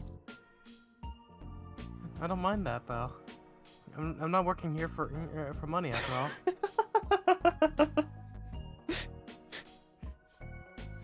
I'm only being paid this much. Y'all are getting paid. Yuri responds I'm just here to study the fucking pipe. Yuri responds nonchalantly. I don't mind that either, detective. You don't have to pay me at all this month. I can't believe Azra would go so far as to say that. These two make such a childish pair. I place my hand on my forehead. Okay, so they're gonna be gay at some point. I don't care what the hell you do with each other. Just don't let your little feud disturb our work. I mean, they're already gay. Ezra's already upset about the little fucking nightmare polycule being disrupted. Yes. She hates it. Got it. We haven't had any noteworthy requests since we took in Yuria. They were all trivial matters where I didn't have to use my pipe, and most of them weren't even cases of distortion at all. I expected Yuria to be disappointed by this uneventfulness, but she seems hardly bothered. I went downstairs with my pipe still in my mouth and rummaged through the request box. An envelope happens to be waiting for me. I tore it open and read the paper inside. This case smells like a big one. The three of us walked the street together. Do you get requests from companies too? Yuria asks. Companies in the back streets are our most frequent clients, in fact. They love to simply pass the burden of dealing with troublesome incidents onto the offices that specialize in solving them. I answered, holding my pipe between my teeth. Ezra is following us a few steps behind in silence. I suppose I should try to humor her today. We arrived at the company building. It's a rather large enterprise that occupies the entirety of a 10-story building. Perhaps it's a subcontractor of a wing. Ezra and I presented our fixer IDs, as well as the letter of request to the lobby, while Yuria showed her workshop union certificate. We received the visitors' pass each and wore them around our necks. The security guard waiting at the elevator confirmed the passes and asked for a destination. Floor 8. Giving a brief answer, we took the elevator up to the floor written in the letter of the request. When the elevator doors opened on the 8th floor, someone greeted us. Ah, hello dear fixers, I've been waiting for you. Here's my business card. The card introduced them as Kong Jinsil, section manager of Taeyong Produce Co. I've requested 3 offices about this matter so far, but none of them could resolve it. If this problem isn't fixed in time, I'm gonna get fired, and all of my subordinates will get sacked too. Yuria? You don't have to worry anymore. And Detective Moses over here will elegantly take care of the case for you. Yuria intervened, while Ezra still remained quiet. Greetings, I'm Moses from Moses of Office, handling mysteries and unsolved cases. May I ask who recommended our office to you? The, AIM office recommended you to us. They said Moses' office should be the perfect fit for this kind of case. AIM office, that must be where Kaoru is. Kid likes to complain, but they steadily care for us quite a bit. Let's get right to the point. Where are the people suffering from the symptoms you described in the letter of request? Ah, those people are actually in the sleeping chamber on the 4th basement floor, not up here. I'm sorry, 4th floor basement? 4th basement. This... It would also help if, like, they interpose, like, God forbid, Project Moon, think of streamers reading these aloud. This is probably like a localization thing. Oh yeah, sure. Yuria asks curiously. I'm just gonna start reading ahead and like, because they often will have the things. Yeah. The sleeping chamber. What is a sleeping chamber doing in a company? That means this is a corrupt company that forces its employees to work overtime so often they don't get any time to go back home for sleep. Ezra replied in a plain tone. This is probably Yuria, yeah. Well, it's not just us, you see. Most firms do the same these days. Manager Kong appeared rather perplexed by what Ezra said. Please lead the way, then. Of course, this way, please. We got back in the elevator. Manager Kang tagged their security keycard on the elevator's control panel, revealing a set of buttons that lead to basement floors. This company building goes as deep as 15 floors underground. One could very well run into some hidden ruins at this depth. What kind of produce company goes so deep underground? I love Project Moon's writing where it's just like, oh yeah, you know, there's like hidden ruins way deep below the city. I'm like, fucking, yeah, right. Of course there are. Okay, cool. What? When can we have a dungeon crawler, Project Moon? Give me a dungeon crawler. Project Moon roguelike when? I mean, don't say I know that. Limbus Company does a little bit of that in their side modes, but not the same. Well, yeah. Ezra asks, I'm afraid I can't answer that much in detail. You can just think of the underground space as our warehouse. Manager King answered as they pressed the button to the 4th basement floor. With a jingle, the elevator arrived at its destination. We were met with complete darkness when we stepped out. And oh my, it's so dark in here. Because it's where people sleep? Duh! Ezra answered Yuria's question again. Manager King groped along the wall looking for a light switch, and soon enough, orange light bulbs on the ceiling lit up, one row at a time. More people could be seen with each set of light bulbs lit. Numerous people were lying on the floor, arranged in an orderly manner. As you can see here, these employees won't wake up at all. Not waking up from their dreams, huh? What kind of dreams could they be having to make faces like this? Ezra said, tilting her head to the side. They seem to have escaped into their dreams. We should have a look at their recent work records. Yuria spoke with a smile. Yeah, I thought so too, I said in agreement. Eh.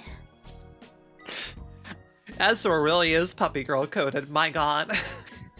She's googie. She needs attention. Oh dear, and I was trying to appease Ezra for a while now. That's not all, actually. All the people lying on the floor opened their eyes and began chanting unintelligible words in unison. The wide underground floor was soon filled with the voices of the many. Yeah! Ezra freaked out. I thought there was some sort of message hidden in what they just uttered.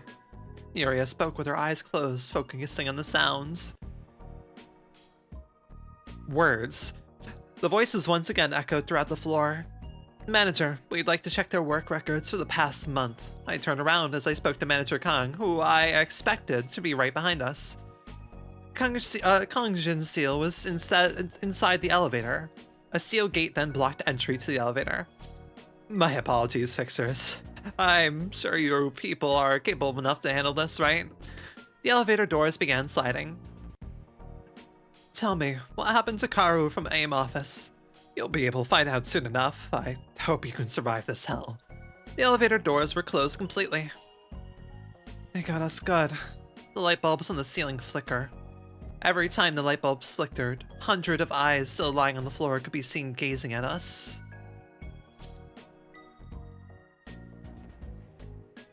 It's fine.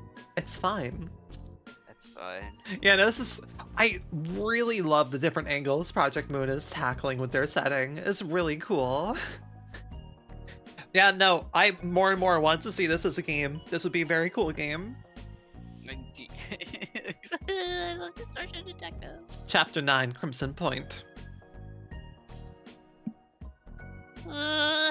Detective, I'm so hopeless at this kind of stuff. Also, they push these chapters out one after another. I imagine they had them written in like ahead of time, but still. Ezra took cover behind me, speaking in a faint, squeaky voice. Oh, this is Yuri, I think. She's not helping, I suppose. Shall we start on by looking for an exit, Detective? She still has the nerve to take jabs at Ezra in times like this. Must wonder if she ever gets tired of it. Do you have night vision goggles or something of the sort? Oh, right. There's a few in my dimensional bag. I'm the one who crafted the glasses, though. Well, I planned out the functions for them. I'll commend you both, so hand me the damn glasses already. It really is. Moses just has a cat and dog. This is just cat and dog dynamics right here. Ezra rummaged through her dimensional bag and took out 3 pairs of eyeglasses, handing a pair to each of us. The temples of the glasses are decorated with ribbons, typical northern workshop fashion. They really have to adorn everything they make with such ornaments. Putting on the eyeglasses, I could gain a clear vision of the chamber as if it were brightly lit by the sun. Even with the light bulbs on the ceiling blinking frantically, the glasses automatically compensate for the rapid changes in brightness, allowing me to see things in a constant degree of brightness. Quite impressive. I would have had to rely on the lighter to barely see things right in front of us in the old days of just Ezra and I working together. It certainly is convenient to have a maester working for our office. Oh, that's Malkuth. Hi, Malkuth. Welcome to Malkuth. Okay, walk back in. What do we do if they all start jumping at us? Ezra worriedly asks. I'm pondering on what to do as well. Looking around, I can count 108 employees here in total. They're all blinking at the same time, chanting the same words. What could this mean? For what purpose? Perhaps... It seems as if the minds of these people are linked together. Gabe? Sorry, I got lost. You're fine? Detective, over there! Ezra pointed towards a mashed pile of flesh lying in a corner of the sleeping chamber. There were several of them around the chamber, in fact. I can see at least 8 of them, all created at different times. We approach the pile that appears to be the most recent. It's a dead body, as I suspected. A corpse that was crushed brutally. Something in this room smashed people. They were thrown with tremendous force. It's been at least 33 hours since this blood was spilt. But judging from its state, this body seems to have suffered heavy external damage. Iria said as she observed a pile of flesh with a magnifying glass. Karo. This sword belongs to Karo. That means our opponent has enough physical strength to pound a grade 4 fixer to a pulp. The rest of the lumps of flesh nearby are likely what became of the other fixers from AIM office. There's nothing in our sight that appears to be the culprit, however. The only other things in this space are 108 sleeping employees of a produce company still wearing their suits, and the 3 of us. Detective, how did those employees appear to your eyes? Ezra asks. Well, obviously, they all have different forms of distortions. No, something is different. The employees did have distortions of their own, but without any common trait to be found, much like those I see in the streets. Yet, their distortions are beginning to disappear. The one whose face was missing regains their face. The one whose right arm was scorched has their arm restored. Cylindrical objects are being removed from another person. The distortions are all gathering to a certain spot. I looked toward the point where all distortions were converging. Smoke billowed from what appeared to be an altar. Then their chant must be some kind of code and a ritual to summon something. The smoke gradually condenses into a certain shape. Should we kill all the employees sleeping here? We don't even know what may manifest from that smoke. It's hard to judge something we know nothing about. I've got a good feeling about this. It could turn out to be a favorable phenomenon. It could be an opportunity. At the same time, it's just as likely to be something that could kill us all. I cannot make any judgment on this phenomenon I'm experiencing for the first time.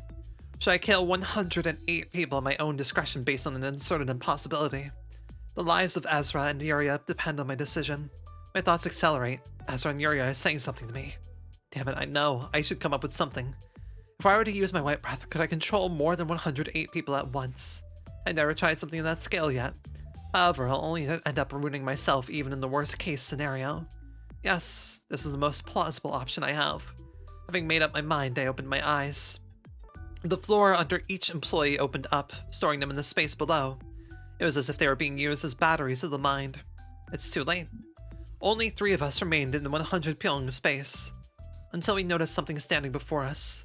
At least 3 meters in body size, 6 arms, massive muscles that looked like they could burst at any moment, a skeleton head, blue flames spurting from its gaping mouth, red eyes staring at me. The shape was complete. The creature assumes a bizarre pose. This is a completely hostile entity. Instinctual fear overwhelms us. Yuri grabbed my sleeves tight. Ezra's eyes changed. Ezra, what we're about to face is something completely different from anything we've dealt with before.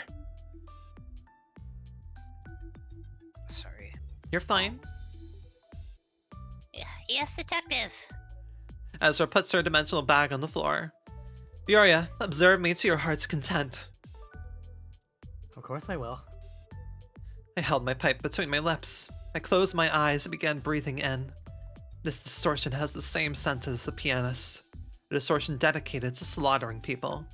One moment of carelessness means death. I'm beginning to feel excited. I suppose this old habit will die hard. I'll let us out Mode Mark 3. I love that Ezra has call-out lines also. I Ezra's imagine it's the it's voice commands. Voice active. Yeah, it's so voice just- commands. So the shit will just shoot out of her bag. Ezra's dimensional bag emitted an orange glow as she shouted. Ezra armed herself with exoskeletons of various shapes all over her body. Ezra's big, bulky body was made even bigger, her size now comparable to that beast we're facing. I noticed that the exoskeletons she's wearing don't exactly appear to be the ones I saw her use before. These must be Uria's work. Though it seems that Ezra found the time to staple them with stickers like she does with everything else she owns. God. You love it. Oh my god. Then Yuria. When did you plaster my gear with silly stickers like that? Yuria complained as expected. If it looks like we're about to die, don't look back and just run. I'm sure you can fix that elevator somehow. I'll earn you enough time. Ezra spoke in a calm tone. What are you talking about? Yuria dropped her usual impudence. I placed my hand on my forehead. Stop jinxing us, you two. We're all making it back alive. With a thunderous kick against the floor, the giant leaped at me. Its skeletal head came right in front of me in the blink of an eye, one of its arms winding up for a punch. A clean hit from that fist could turn me into pulp. I stood still and closed my eyes. Ezra cut in immediately and sent the skeleton giant flying as quickly as it had approached me. I won't let you lay as much as a finger on the detective. Crashing into the wall, the giant soon jumped out and threw its fist at Ezra. Ezra held her arms high and deployed a powered shield to block its attack. My hair and coat fluttered from the blast of air created from its impact. That skeletal giant is a purely physical being. I doubt psychological attacks will have any effect on it. I could try restricting its movement to assist Ezra, but even if I did, can she deliver the finishing blow to that monster? I doubt that, either. Ezra, protect me with all your strength. Yes, Chief. Ezra responded loud and clear. I inhaled the crimson red breath. Think that's Ezra? Yeah, that's Ezra. Yeah, that is Ezra. Uriah-style rotary drill. 3 drills emerged from the exoskeleton on Ezra's right arm as she thrust at the skeleton's beast's body. They struggled to penetrate the giant's hard skin, throwing up sparks in all directions. The giant uses 2 of its arms to grab Ezra's right arm and pushes her away, while charging up strength with the other 4. Ezra continues to strike the giant's waist with her left arm. 4 straight punches land on Ezra at once. The sheer strength of the giant's 4 arms knocks Ezra across the chamber into the wall. I inhaled a crimson red breath. Blinn? And you dummy, use the axe! Yuria yelled urgently. Uriah-style axe. Ezra pulled a long pole from her back, which turned into a 2-handed battle axe of enormous size. I never thought the stupidly large axe would actually see use. Yuria mumbled. I inhaled a crimson red breath. Ezra charged at the giant with the axe in her. I love that this is just from Soft Fight going on in the background, and then Moses is just smoking that shit so fucking hard. Shit in the background. Ezra charged at the giant. Ezra charged at the giant with the. No, Ezra is drinking every single consumable to charge up the. Not Ezra. Moses is drinking every single consumable possible to make a one-shot mega laser. Hitting all the consumables in the back. I'm going to need about 30 seconds. I'm going to need about 30 seconds while I drink every goddamn possible liquid I have in my inventory. I'm also gonna it. I'm also gonna have to stab myself and poison myself to proc the damage buffs. A little bit concerning. Maybe don't do that. It's a necessary damage buff. Ezra charged at the giant with the axe in her hands. At the same time, the Colossus lifts his right arms and lunges at her. 3 muscular arms of the giant flung into the air, cleaved clean by the axe. This is Yuria. It's Yuria and Yeah. Ezra. And it's an axe sharpened by my teddies in my workshop for 4 whole days. I bet it cuts better than hyper oscillation blades, huh? It really does. Ezra's eyes sparkled with enthusiasm. This guy. How long has your blade been sharpened for? I've sharpened this blade for 1,000 days. I sharpened it for 4 days straight by an army of teddies. Holy fucking shit. Damn. I inhaled the crimson red breath. Watch out! Yuria gave Ezra a warning. The cleaved right arms morphed into sharp stakes and wedged into Ezra's flesh. Ezra swings her axe up, chopping off the arm stakes still stuck in her body. Ezra then proceeded to kick the giant right away, and swung her axe into the giant's body this time. And Ezra, the edge is all worn out and down now. Ezra threw the frayed axe onto the ground. I inhaled the crimson red breath. She's focused. She's so focused. Ezra and the giant engage in a brutal scuffle. The Titan ruthlessly pummels Ezra with its 3 remaining arms and its legs, crushing her exoskeletons bit by bit. Blood gushes out from the stakes stuck in her body. Detective Moses, please! Yuria cried at me. I inhaled the crimson red breath. I do not stop inhaling. I close my eyes and sink into my inner world. Every atrocious moment of the past throughout my life swirls around me. The memories of violence I never want to recall. Blood, scars, corpses, pain, war, carnage. I can concentrate all of that malice into a single point. Good work, Ezra. The smoking pipe became a scarlet coarse cylinder in my hands. I aimed the cylindrical shape at the oversized skeleton. Crimson point. I stabbed the cylinder into the giant. The cylinder expanded by about 5 meters, erasing the creature's upper body. It bore a hole through the giant's body, a hole created from physical force. Yet the origin of that force was neither external nor internal. What was once there simply vanished. My body was shaking. My eyes were bloodshot and my mind was swarmed with destructive impulses. I must retain reason. I coughed out a thick clot of blood. Then I felt a familiar embrace. It's alright, Detective. It's over now. Ezra hugged me, her body soaked in blood. Yuria was next to me, sitting on the floor crying. And I could come back to myself. You all did well. I stood back up and adjusted my coat. It's about time we figured out just what's going on in this damned company. I put my pipe in my mouth.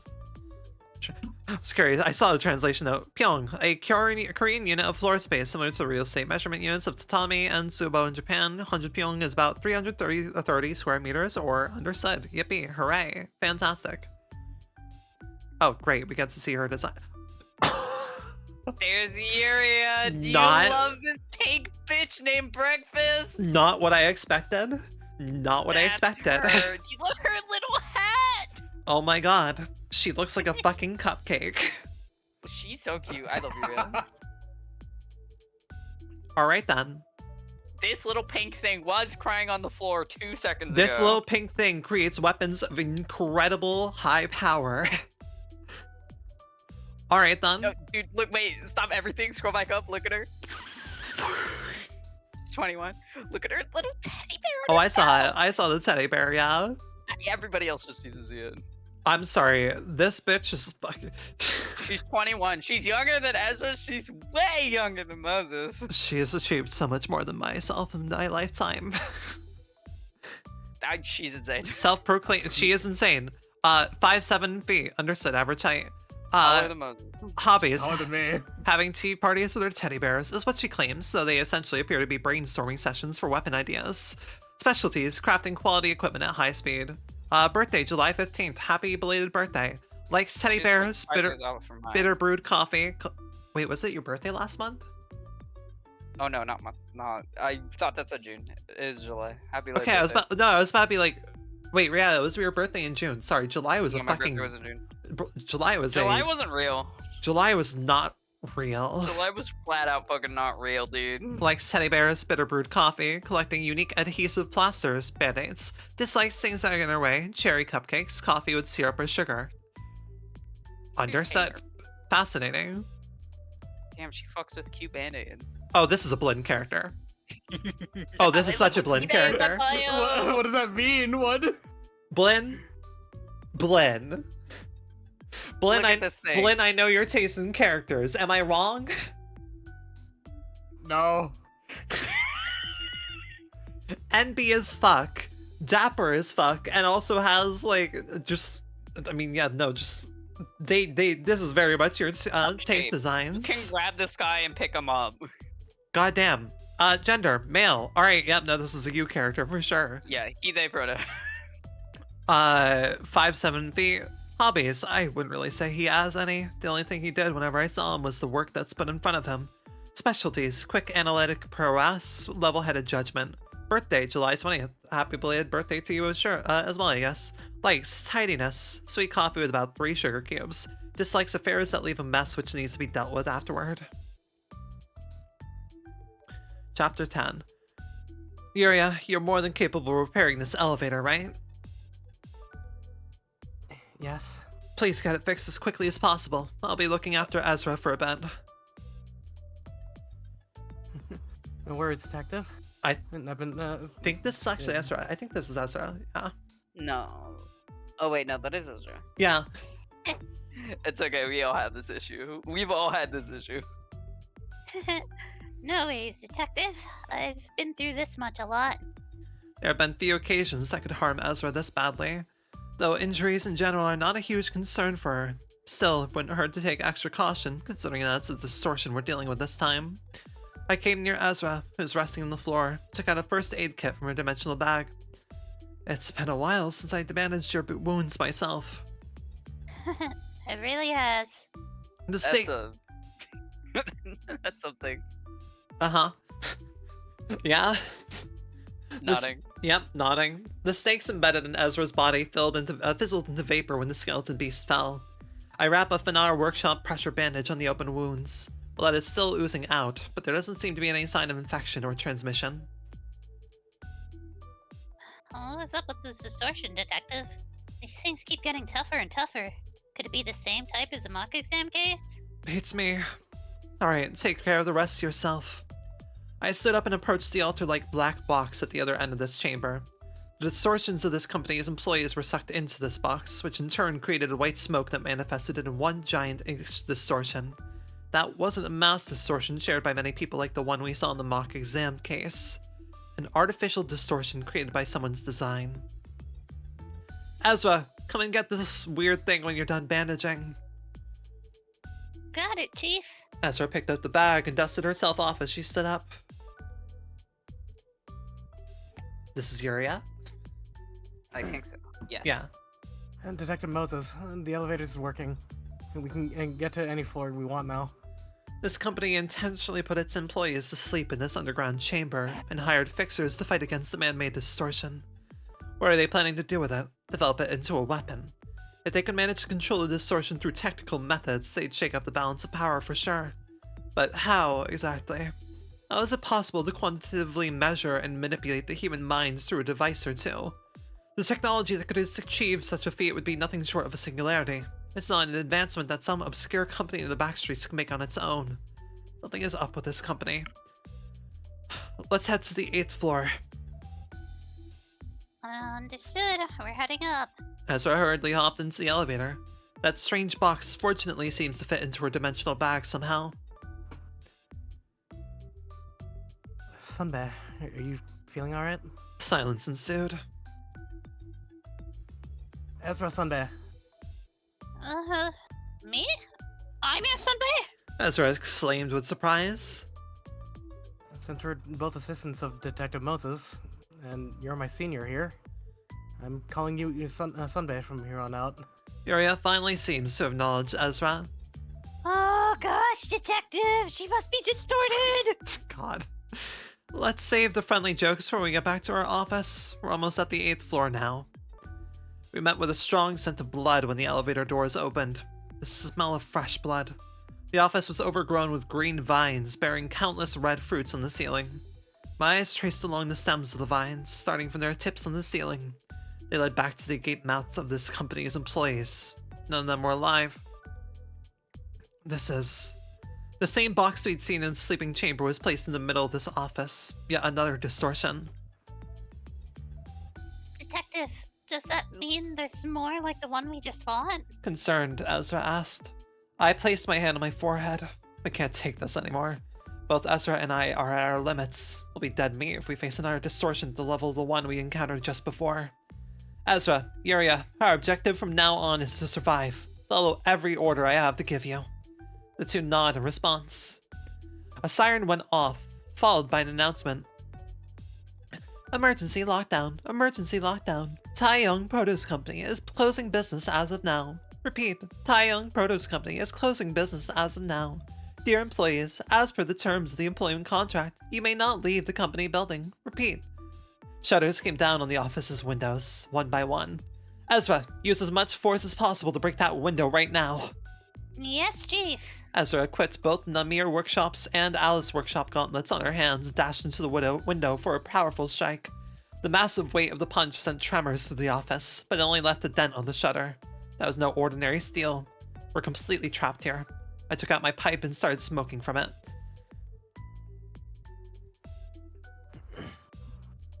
And Detective Moses, the elevator's no longer functioning. The building's main system is entirely shut down. Yuri gave me bad news on top of this. Can I just say, yeah, no, fighting game is actually go hard. I want to see Ezra in a fighting game. I want Ezra to combo someone.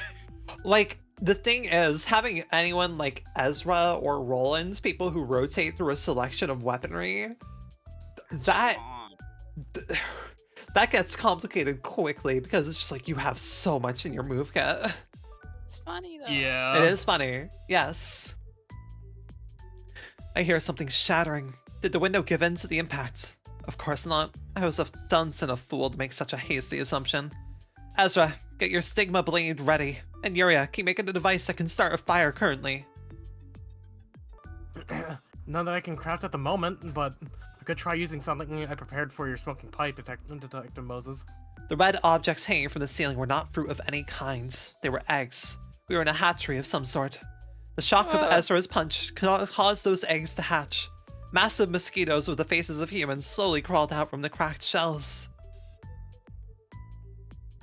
God, horror labyrinth. Detective, they're coming! Ezra yelled urgently. Yuria, let's try what you suggested, whatever it is. I handed my pipe over to Yuria. Ezra held the blade and prepared herself for combat. Mosquitoes hovered in the air for a moment before charging at us. Ezra's fiery sword sliced through several mosquitoes, but wasn't nearly enough to stop them all. The insects bit Ezra and started sucking the blood out of her body. Make it quick, Yuria. It's done. And try imagining fire. It's the same way as when you turn your pipe into the red sword. She gave me back my pipe, now with a red ribbon tied around it. I let in a red breath. Bursts of flame rose from the pipe's bowl, which then took the form of birds. The burning birds fly into the giant pests feasting on Ezra and set them ablaze. Thanks, Detective. Ezra's voice lacks energy. My body rapidly grows cold.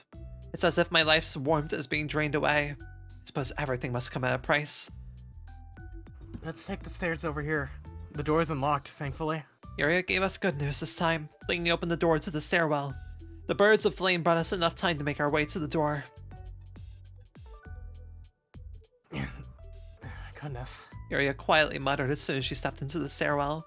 A stream of people flows along the staircase, quite literally a river of humans. They float down the stairwell, their limbs tangled up with each other. Fucking God. Detective, is this the end for us? Ezra barely managed to speak. Not today, I answered faintly. Someday, know what that is at least. Yep. Although typically try to avoid. Yep. I like the translation notes. Thank you, translator notes. You're very helpful. And do not pull a Keikaku means plan.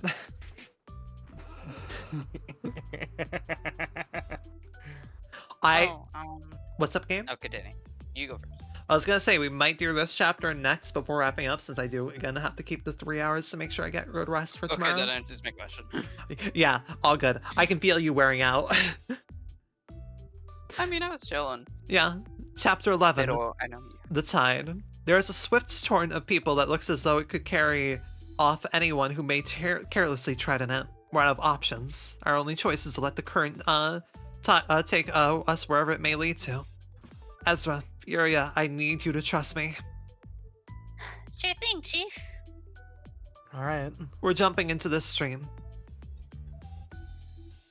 Understood. What? The difference in attitude is palpable. I'm the first to step into. I mean, I could see it be either way. I'm the first. I would hope that they kept the order of before. I'm the first to step into the river. I was sucked right in as soon as I immersed a foot ankle deep into the stream of flesh.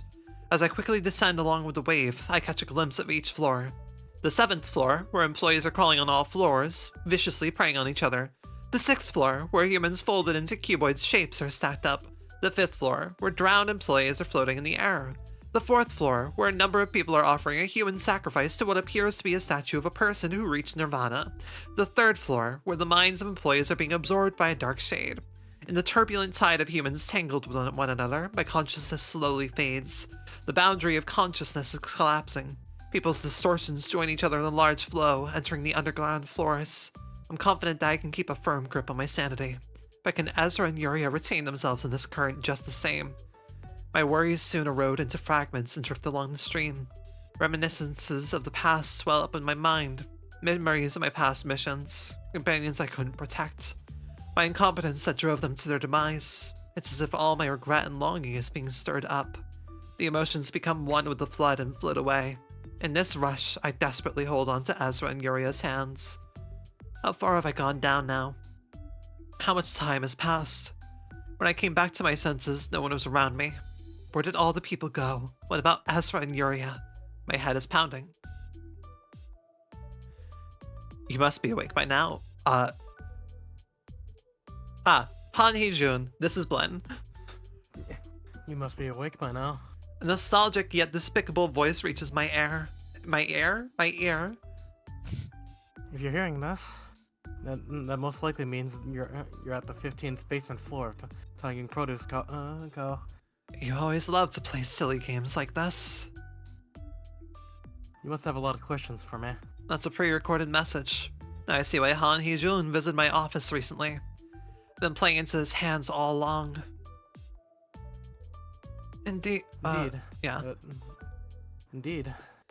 And you always trusted me and did every favor I asked of you. I'm guessing you were behind the incident I caused that day as well. This is not the time for that, though. We have more important questions to address. And why did I leave a message here to talk with you? Well, what happened to your adorable assistants? How was I able to use the distortion to my advantage? I won't let your cutting words sway me anymore, you sly serpent. It's my business to take care of my partners, and I decide my own path. Sure you do. I'm just trying to give you a small heads up. All the anomalies that have occurred in this company, they were set up for one reason. I wanted to let you know that I found a clue about the distortion you're chasing after. As you've seen here, I can now harness the distortion to an extent. Moses, doesn't this give you a glimmer of hope that you may finally repent for what you did? You know I was already about to meet you anyway. There was no need to pull this nonsense on us. But if I didn't go to such lengths at the very minimum, your hatred toward me wouldn't have carried much weight at all, now would it? What a paltry concern. I'm carefully preserving all my wrath just for you. Why don't you prepare a silver platter in the meantime so I can put your head on it? Click. You must... right. You must be awake by now. If you're hearing this, that most likely means you're at the 15th basement floor of the Taiyang Produce Co. That son of a bitch. He knows how to mess with me too well. I must focus on finding Ezra and Yuria for now. Click.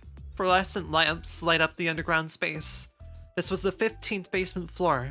It's entirely surrounded by pure white surfaces, and Ezra is standing idly in the middle of it. Ezra, I took out my smoking pipe and put it in my mouth. I placed my hand on my forehead. It looks like Ezra's distortion is still within my ability to solve. She seems so tiny and powerless, standing on the opposite side of the room with her head bowed. Detective, I couldn't protect her. This is just like back then. I trusted you, Detective. Yuria was laid still at Ezra's feet, unconscious. That's Ezra again, I think. I think that's Ezra. Though, I still believe in you, actually. Yuria's red ribbon is still tied onto my smoking pipe. I quietly tasted the smoke as I looked up to the ceiling. Large antlers resembling those of a stag were grown on Ezra's head. Through my eyes, Ezra has always worn a mask on her face, though I could never quite tell whether that mask was a true expression of her feelings. But this time, numerous masks are plastered all over her body. The river of distortions got her in the end. I suppose solving the distortion of my precious sidekick is the one case I can work on free of charge. I let in a violet breath. I'm okay leaving that there for now. You got a good cliffhanger for next time. Yeah, that's a good cliffhanger for Yeah. next time. Interesting. Probably keep a note of where we are. All good. Just chapter 11. I mean, I just have the page bookmarked to this location. Easy to do. Okay, awesome. Look, thanks to the innovation of grouped tabs, I can never lose my tabs, but also never have a horde of tabs like Ian. But yeah, no, really cool so far. Interesting, tackling a full-on like light novel thing and figuring out how to like divvy up roles and such. But I appreciate you two's helps with everything. I'm sorry, Hermie. Yeah. Your girl has Sorry, Hermie. your girl has a final in the morning that she has to catch. So, Hey, you got a VOD. you of got a VOD to Pure watch. Distortion Detective to watch. I love Distortion Detective. It is really cool so Please. far. It's also, oh my god, horrific, especially knowing how very much in over their heads they are in terms of capability. Yeah. Yeah, welcome to the ground level of the city, essentially. Yeah. Really cool. Yay! The writers does a really great job with this. I love the way they describe things and everything. And the characterization is also really fun too. Welcome to my torture nexus. You're never leaving. Amazing. Well, I mean, I will make you think of those until you die. But yeah, it would be very interesting to see how they tackle this as a game. It'd be very interesting. Please. I'll do anything. But yeah, I believe we'll be able to return to this next Wednesday. Yeah. Yeah, Theoretically, it should be free. and theoretically, I should be pretty much good to go, and we can like possibly, well, because you will be typically getting home around the time that we started, right, Gabe? If not a little bit later. Yes? Was that a yes? Repeat that one more time. You're going to be pretty much getting home around like 3 or 4 your time usually, right? For Wednesdays? 3. Assume that I get home at 3. Okay. Unless unexpected delays occur. Today was unexpected delays occur. I probably would have been home at around like 2:15, 2:20-ish, if not for those. I mean, it worked out at least. But yeah. But yeah, so plan for that next Wednesday at least. Yeah, no, this is interesting though. I hope you two are okay with like figuring out the pacing of this and all. Is interesting to tackle as a group effort, but also means even I do not have to read everything. I say as I am still reading most things because I self-inflict pain upon myself. All the narration. I mean, if the narration starts killing you, you can pass it off to us, and we'll do it for you. Yeah, I'll do Yeah. we shall see if it's required or such, but it's working so far. I think we're doing pretty fine. Mm-hmm.